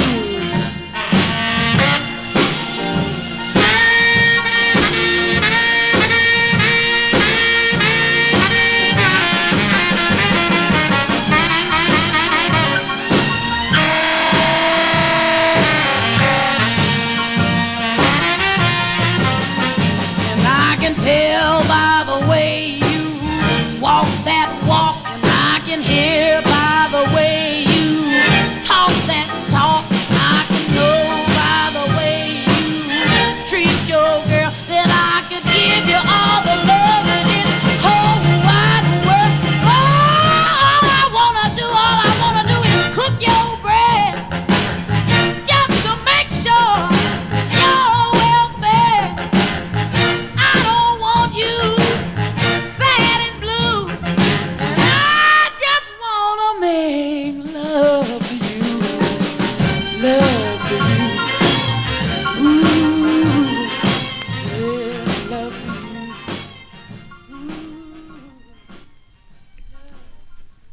B-sides here on the Vinyl Treasure Show. There you go. That one there, Miss Etta James, the B-side to At Last, song entitled I Just Want to Make Love to You, December 1960 release on the Argo label. That one there going out to listener MOTOWN. Let's continue here, and let's fill a request for listener Edmund Williams here. And This group from Winston-Salem, North Carolina, recording back in 1952, first for the Apollo record label. They also would move over to King Records. Actually, Sid Nathan would lure them over to King Records, but they had other releases on different labels, Home of the Blues, VJ, and here's one on the ABC Paramount record label, although this song also came out on Home of the Blues, and I don't know, I guess it came out in June of 62. It was re-released, or I should say national distribution on ABC from July of 62. It features Johnny Tanner on lead by request for Edmund Williams, the Five Royales. Five Royales on ABC. It's called Catch That Teardrop for Edmund Williams.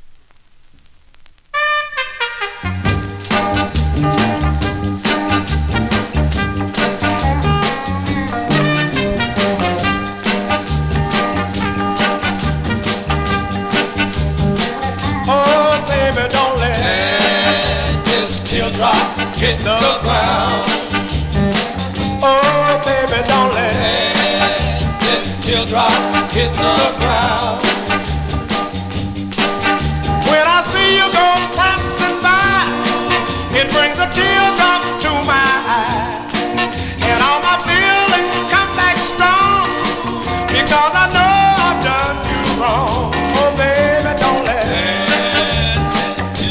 this teardrop hit the ground. Oh, baby, don't let this teardrop hit the ground. And when I see you with some other guy, that funny feeling hits my eye. I know I goofed up our romance, but baby, give me one more chance. Oh, baby, don't let this teardrop hit the ground. Oh, baby, don't let this teardrop hit the ground.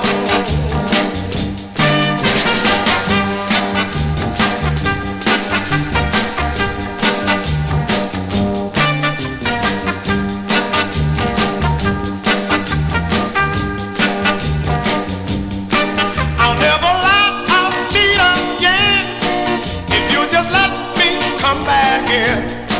And I will never make you blue. I'll treat you right and I'll be true. Oh, baby, don't let this teardrop hit the ground. I'm begging you with tears all in my eyes. Don't let this teardrop hit the ground.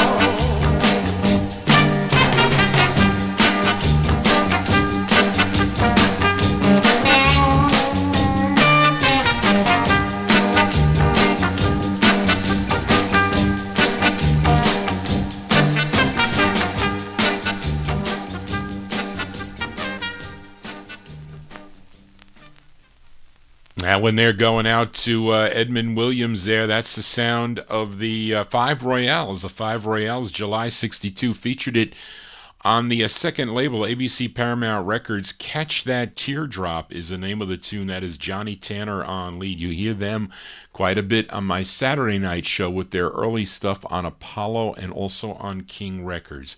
And let us continue here. Fill a request for listener David Silberg as the Iceman returns. You know that he was the lead singer of the Impressions originally back in 1958.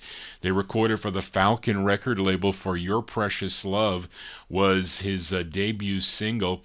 But in 58, he would embark on a solo career with releases on the Abner and VJ record labels. And, of course, he went to Mercury Records in 66. And I mentioned before he had 33 releases through the year 1974. Now, David requested his third release, and this is actually a cover tune. This song was first done in August of 65 by Lorraine Ellison. She did it first, also on the Mercury record label. I think the Ambassadors also covered it on Arctic, and in 1969, and this one was released in December of 1966. His third release on the Mercury record label was charted number 60 on Billboard and Cashbox, number 8 on the R&B chart, and a big number 3 record on WCOL in Columbus, Ohio, and WJIM in Lansing, Michigan. Arranged by Joe Renzetti, produced by Jerry Ross from December 66. It's the Iceman, Jerry Butler, for David Silberg in our YouTube chat room. His rendition of the tune, I Dig You Baby, on Styrene. I dig you, baby. I dig you, yes I do. I dig you, baby. I dig you, yes I do. Every man, when he's young and free, gets hung up on some new chick he meets. Though it doesn't usually last too long. Little girl, your love is so strong, I have to say. I think I like you, darling. Ooh, I really love you, baby. Yes, I do.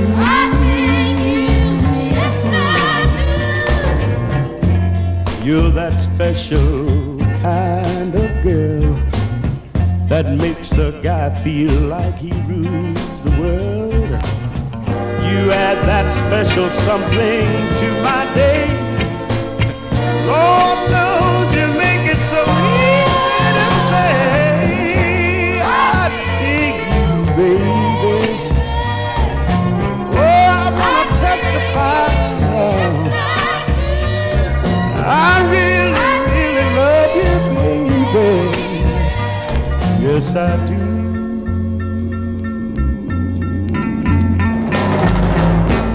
Now you are my inspiration, and I dig your hip conversation. The way you smile, oh, that's out of sight. And everything you do, girl, you know.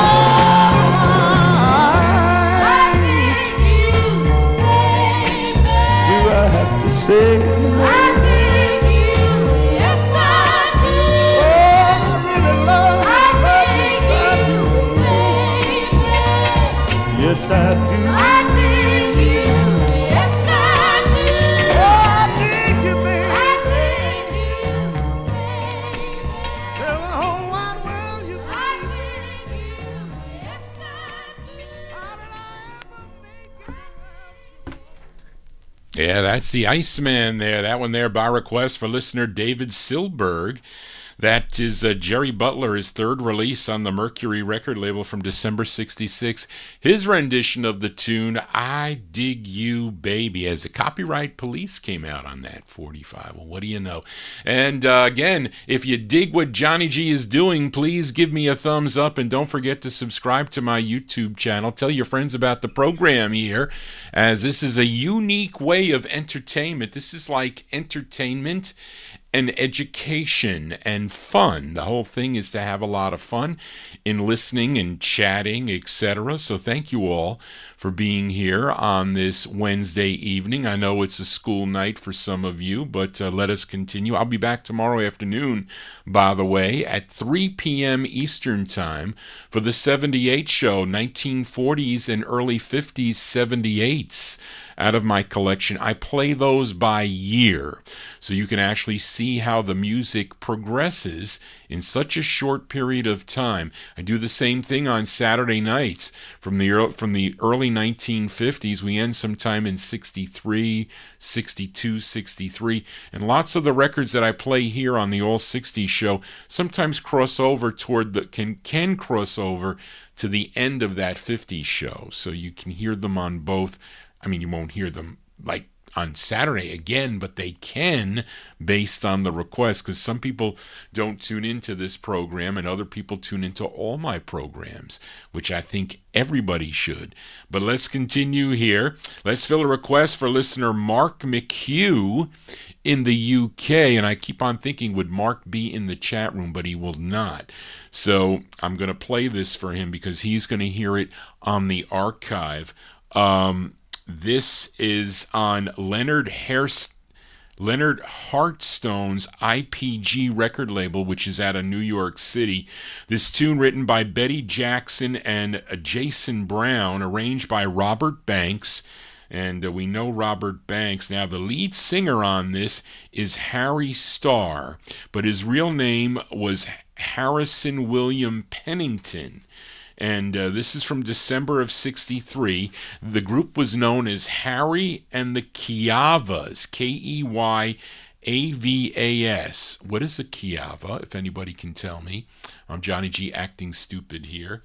But from December '63 for Mark McHugh in the UK, Harry and the Keyavas on IPG. It's called If This Is Goodbye. This is for Harry.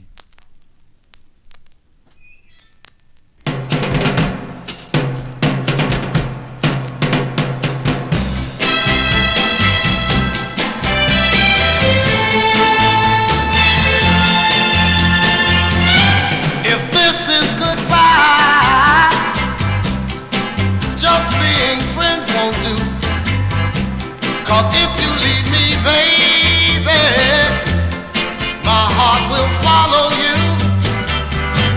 If this is goodbye, the last time I'll see your face, don't you know the love we've shared, friendship just can't replace. If this is goodbye, pretty baby, and this kiss, our very last. Won't you tell me? I just gotta know how to erase the past. If this is goodbye, and you leave me here alone without you, what can I do? I'm asking you, what can I do? If it's goodbye.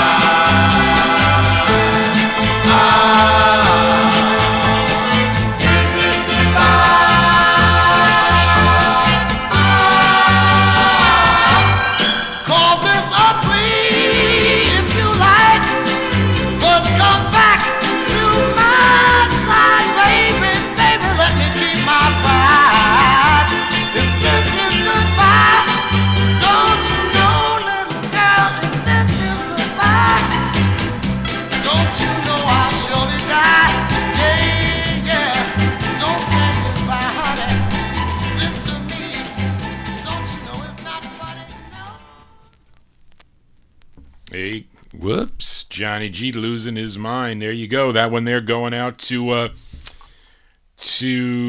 Mark McHugh. Wait. Yeah, Mark McHugh. Mark McHugh in the UK. December 1963, Harry and the Keyavas. That's on the IPG record label. That's Harry Starr on lead. If This Is Goodbye is the name of the tune. Now, he would have one more release on the N label in '66 as Harry Starr. And it is not goodbye, not yet. We'll do a little bit of overtime here. Let us fill a request now for listener Ronnie Sherman. This group called the Wilson Brothers. They had 2 releases on the RCA record label. Now, Ronnie requested their first. This one written by Harold Thomas, a.k.a. Prince Harold. And it's arranged by Bernie Hofer. This is from February '69. They're called the Wilson Brothers. And it's on RCA. It's called I'll Always Love You. This is for Ronnie Sherman.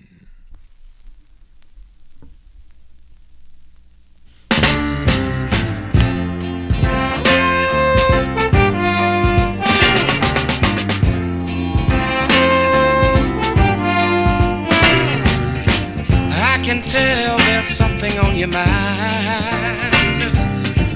It's plain as day that you're fighting to keep from crying. But truth makes love last longer. Lies make hate grow stronger. Whatever it is, tell me, and I'll understand. And if it helps you any, baby, I'll still be your man. You know I love you, baby. Girl, I love you from the bottom of my heart. I love you, love you, love you. I always love you. It can't be as bad as all that.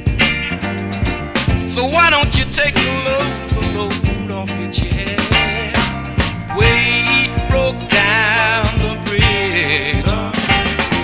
I'm not being smart, I'm just telling you like it is. Are you trying to tell me that you and I are through?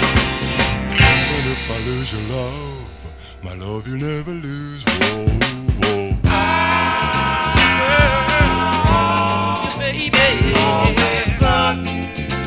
from the bottom of my heart.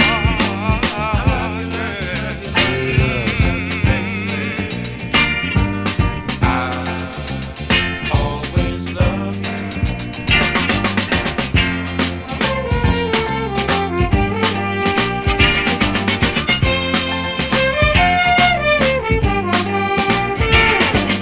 Are you trying to tell me that you and I are through?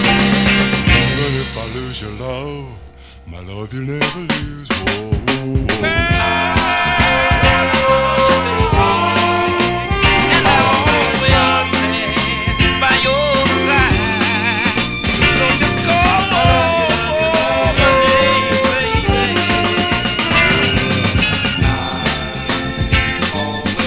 I'll be by your side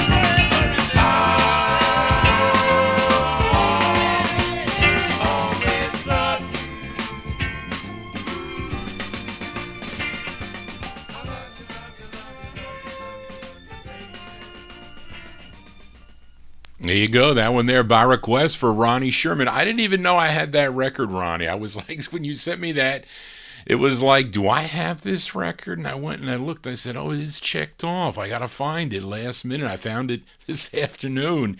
I did. But that's a cool tune there. They're going out to Ronnie Sherman, February 69 release. They're called the Wilson Brothers. The Wilson Brothers on RCA, their first of two. I'll Always Love You is the name of the tune. Johnny G here spinning my 45s. Let's continue here. Fill a request for Chris Reed in our YouTube chat room. I had this on the list for a while. This singer, originally from Cleveland, Ohio, first recording in the early 60s as a member of the Valentinos, recording on Sam Cooke's SAR record label, and the group would then sign with Leonard Chess's Checker record label, and then in the fall of 65, the lead singer of the group would have his first solo release, which came out on Checker, and would have other solo releases on different labels, Keyman and Atlantic, but he would sign with Minute Records in the mid-1967 to have 9 releases. This is his third release. This tune, written and produced by Chips Moman, this charted number 8 on WIGO in Atlanta, Georgia. We go to February 68 for the sound of Bobby Womack. Bobby Womack on Minute Records for Chris Reed. It's and there is a hiss on this, so here we go, Brian. Styrene that was damaged with the first, I don't know how many seconds, but you'll hear it. Then it'll stop and play completely mint. That's because somebody tested this record with a bad needle, and this is what happens. This is Bobby Womack with What Is This? This is going out to Chris Reed. What is this? Oh yeah.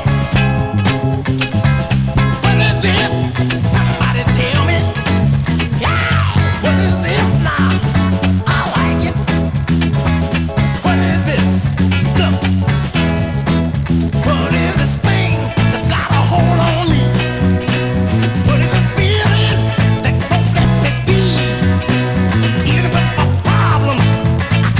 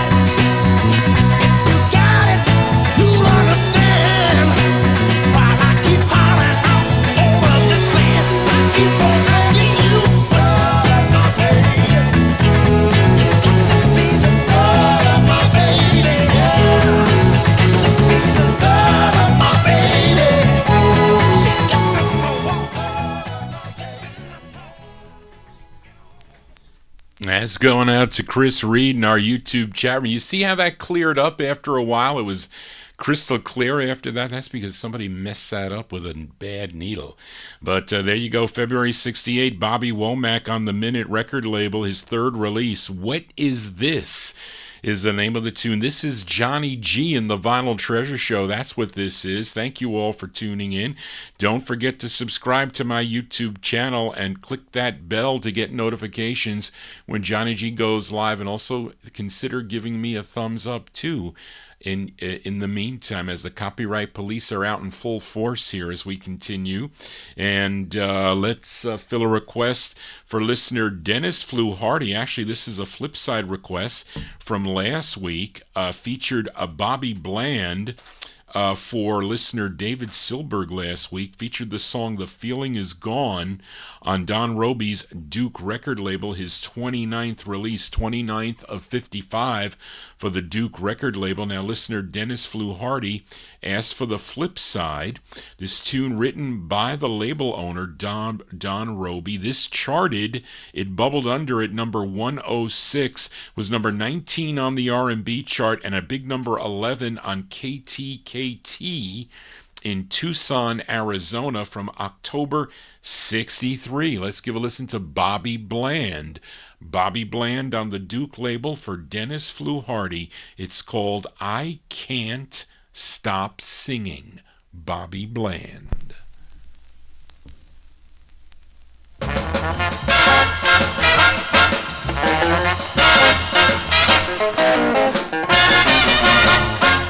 I know you don't know, baby, why earth is land. I know you don't know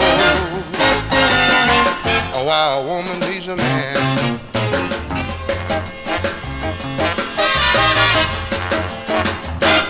Listen to me, baby, while I tell you about love. Love will make you smile when you really want to cry. Love will make you live when you really want to die. Love will make you swear when you really want to pray. Love will make the stars shine in the middle of the day. It even make the sun come out in the middle of the night. It'll make you think you're wrong when you know you're right. Now ain't it wonderful, baby?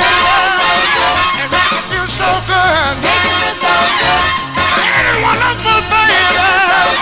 It makes you feel so good. It makes you wanna laugh and say ha ha ha. Make you wanna laugh, baby, and say ha ha ha. I wanna say what you wanna say.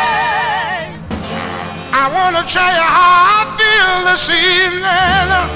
Tell me how you feel.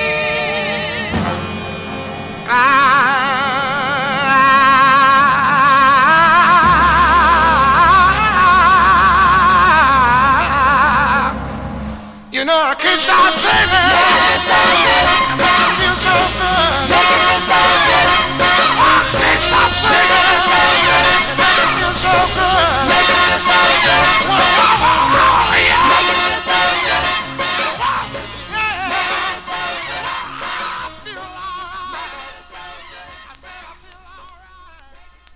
October 63 release there for Bobby Bland. Bobby Bland on the Duke label. That's going out to Dennis Flew Hardy. I Can't Stop Singing.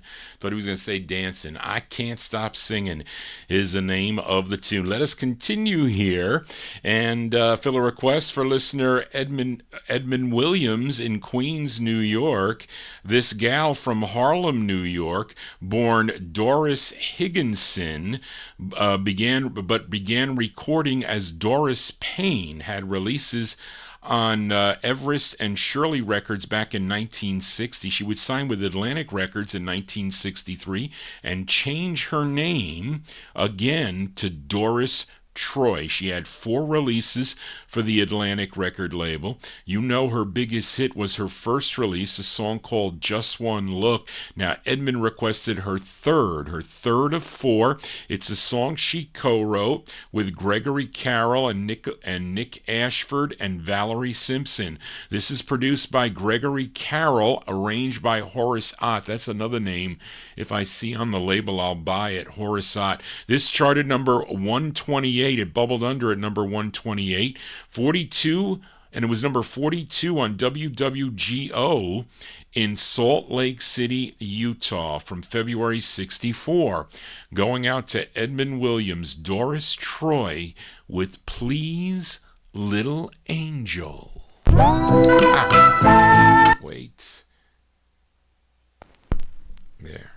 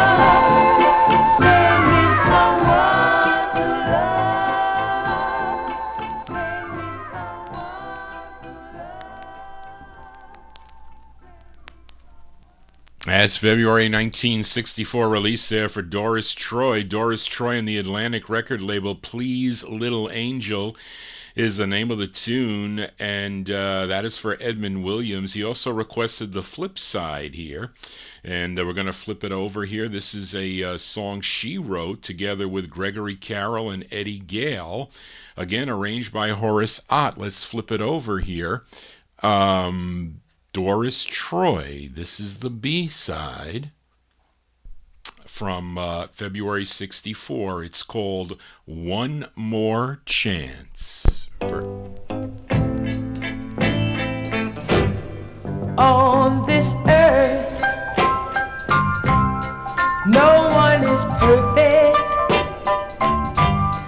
and anybody can make a mistake, and that's why I made up my mind. I'm gonna give you one more chance, even though you made me cry when you walked out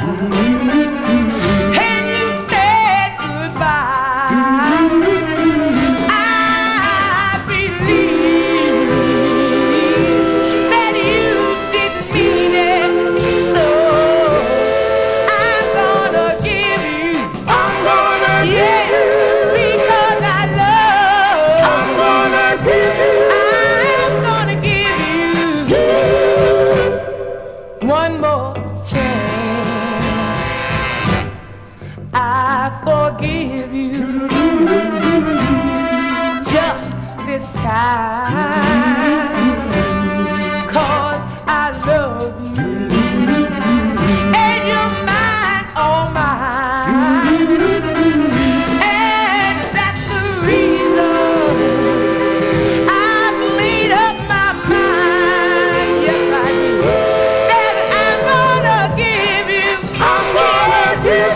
because I need I'm gonna give you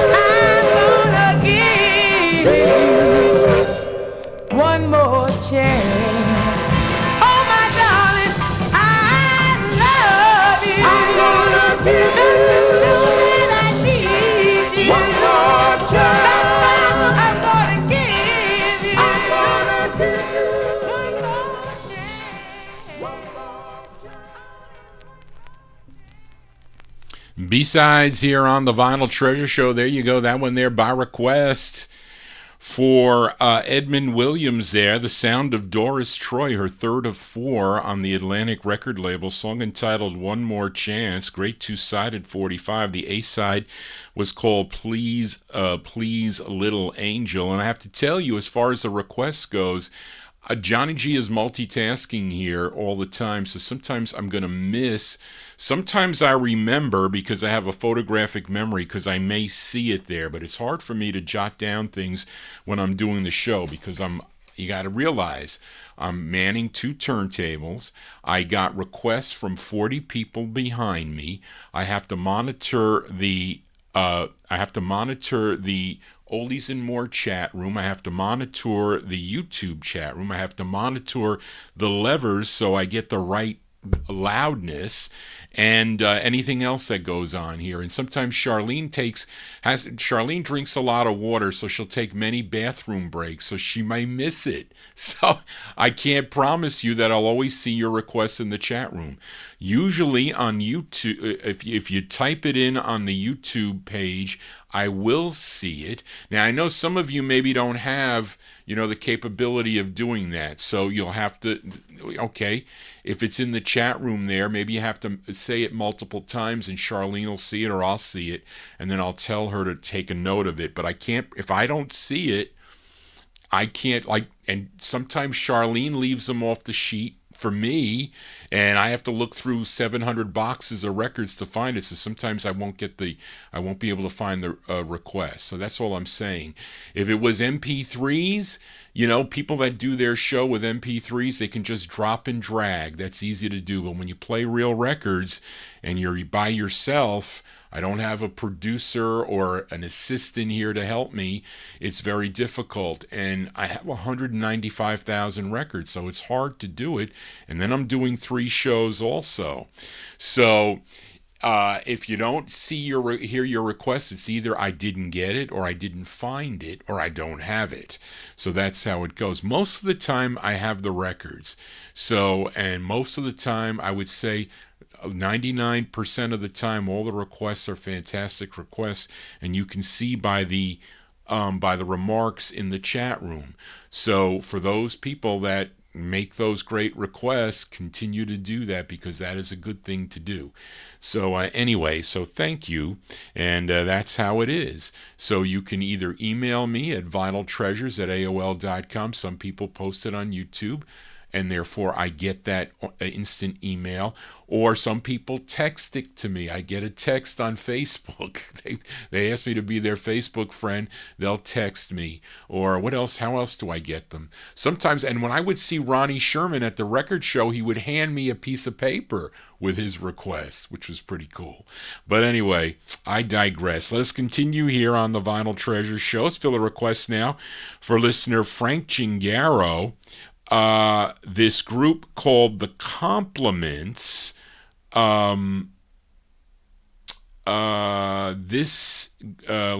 what do you got here, Charlene? Okay, their debut single came out on the Shell label out of New York City with a lead singer of Mike Zara. But the group then signed with Congress Records and replaced that lead singer, Zara, with Vic Donna. Now, Vic Donna sang in the 1950s with a vocal group called the Parakeets. Have 2 great releases on the Atlas record label. You hear that on my Saturday night show. And actually, Vic Donna co-wrote this tune, and it's a request for listener Frank Gingaro. Let's go to October 1965. Give a listen to The Compliments. The Compliments with Vic Donna on lead. It's on the Congress label. It's called The Time of Her Life. This is for Frank Gingaro.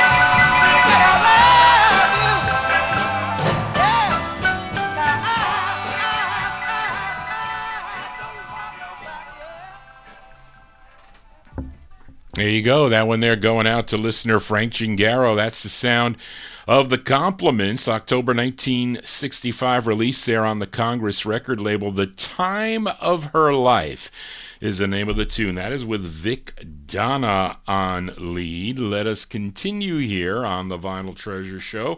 And where are we going next here? We're going to MOTOWN, which is on page where? Page where? Here it is. It's Johnny G losing his mind here. And let's go back to the sound of MOTOWN now, as this group hails out of South Bend, Indiana. First recording for the Harvey record label out of Detroit. That was back in 1962.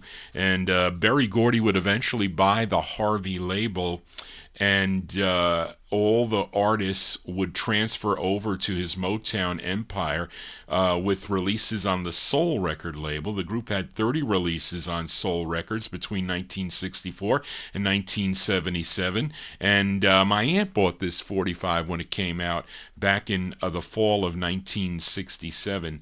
And this is actually a cover tune. This was first done in 1964 by the Supremes, but this is a version as done by Junior Walker and the All-Stars. He does the vocal, and the saxophone is by Autry. Well, that's him. Autry DeWalt Mixon Jr., a.k.a. Junior Walker. This charted number 27 on Cashbox, 24 on Billboard, number 8 on the R&B chart, and a big number 2 record on WAMS in Wilmington, Delaware. Do I bet the Copyright Police come out on this one. From November 67, Junior Walker and the All-Stars by request for MOTOWN. It's their version of Come See About Me.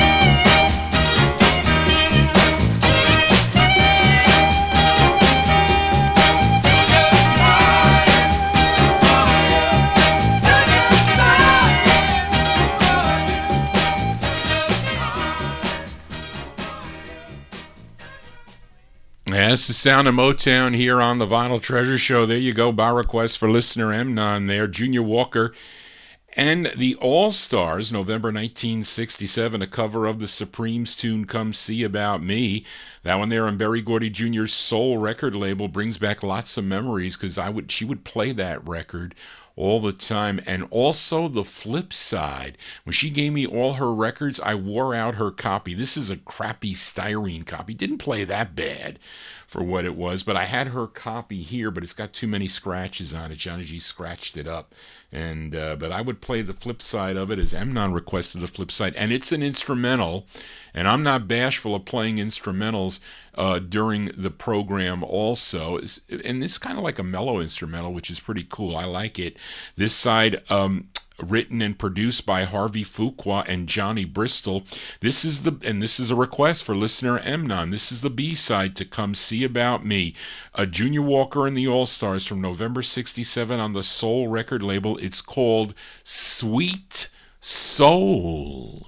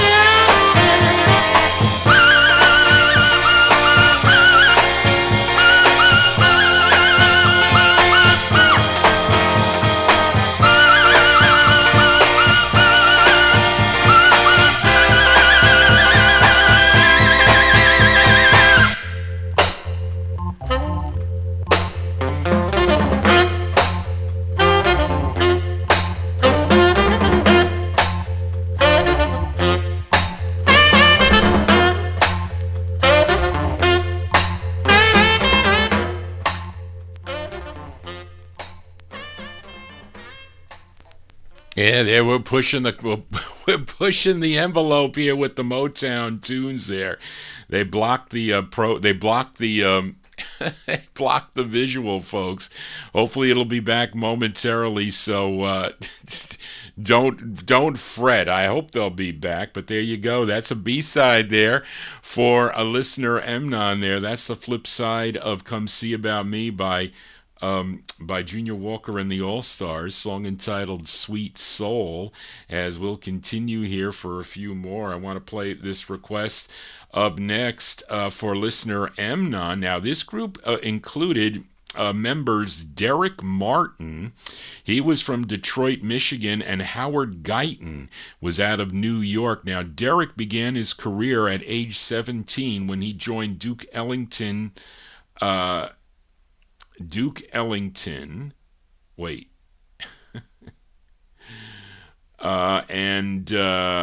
Wait a minute here. And who is Howard, Charlene? I don't know. Oh, I'm sorry.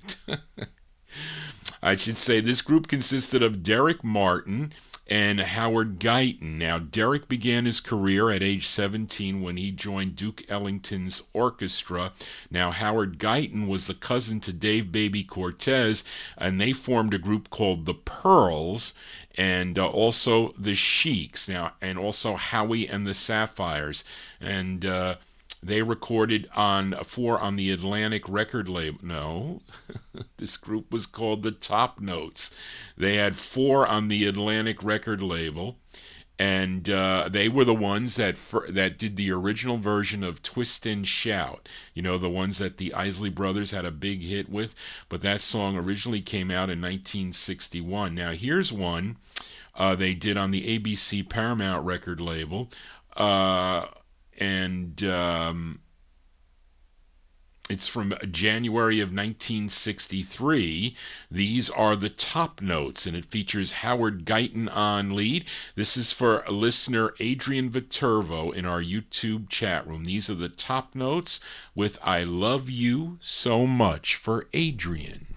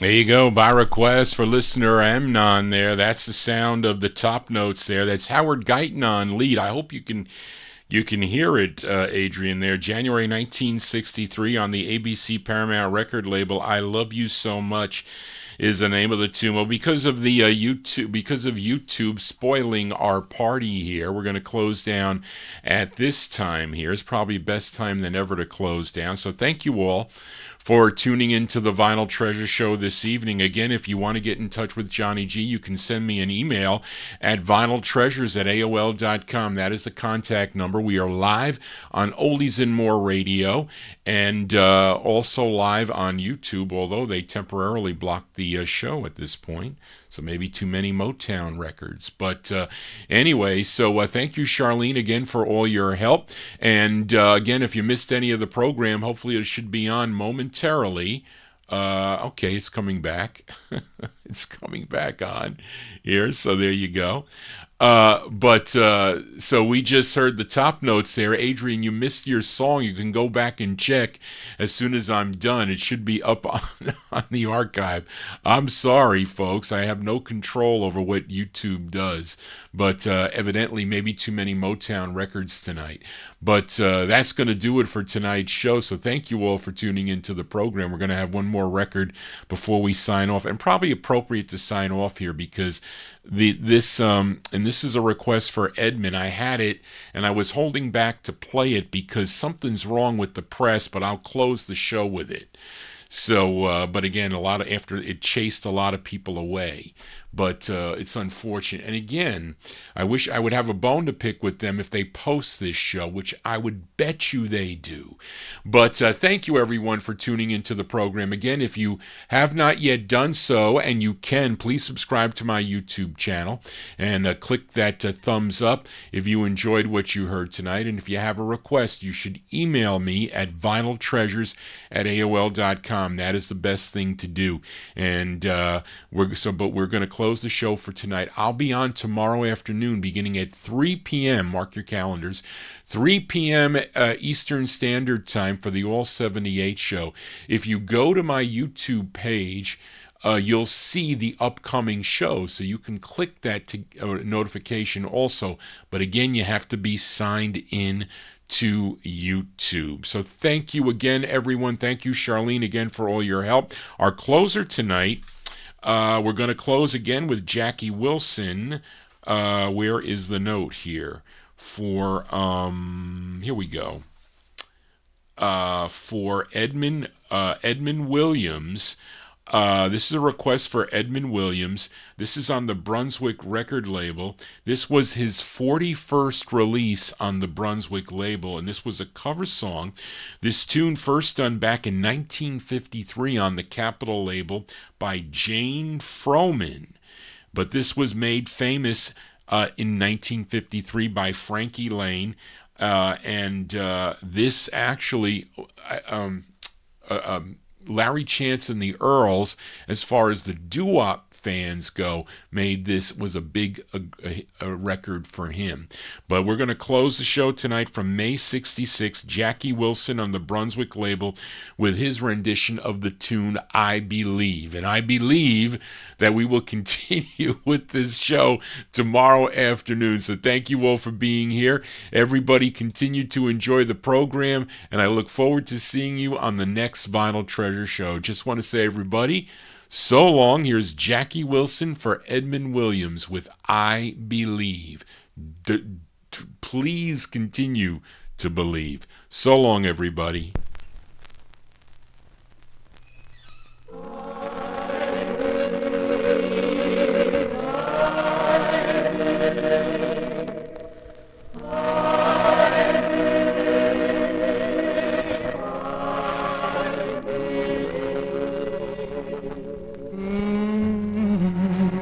I believe for every drop of rain that falls, a flower grows.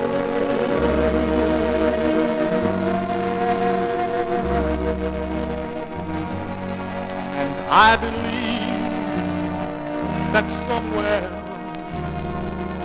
in the darkest night, a candle glows.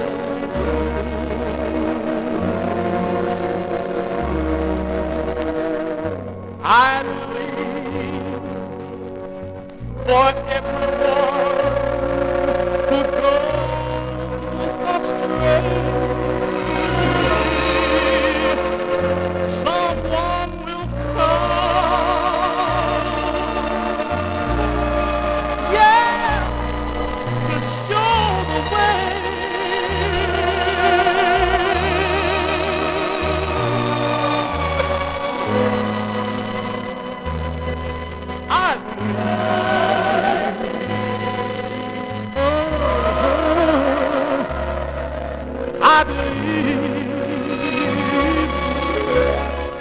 Yes, I believe above the storm,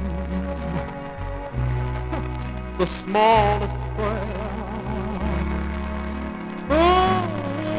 will still be heard.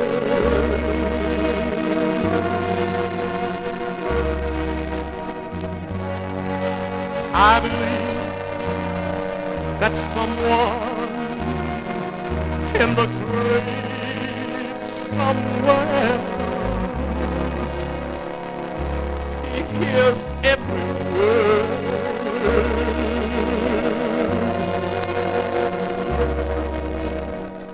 Every time I hear a new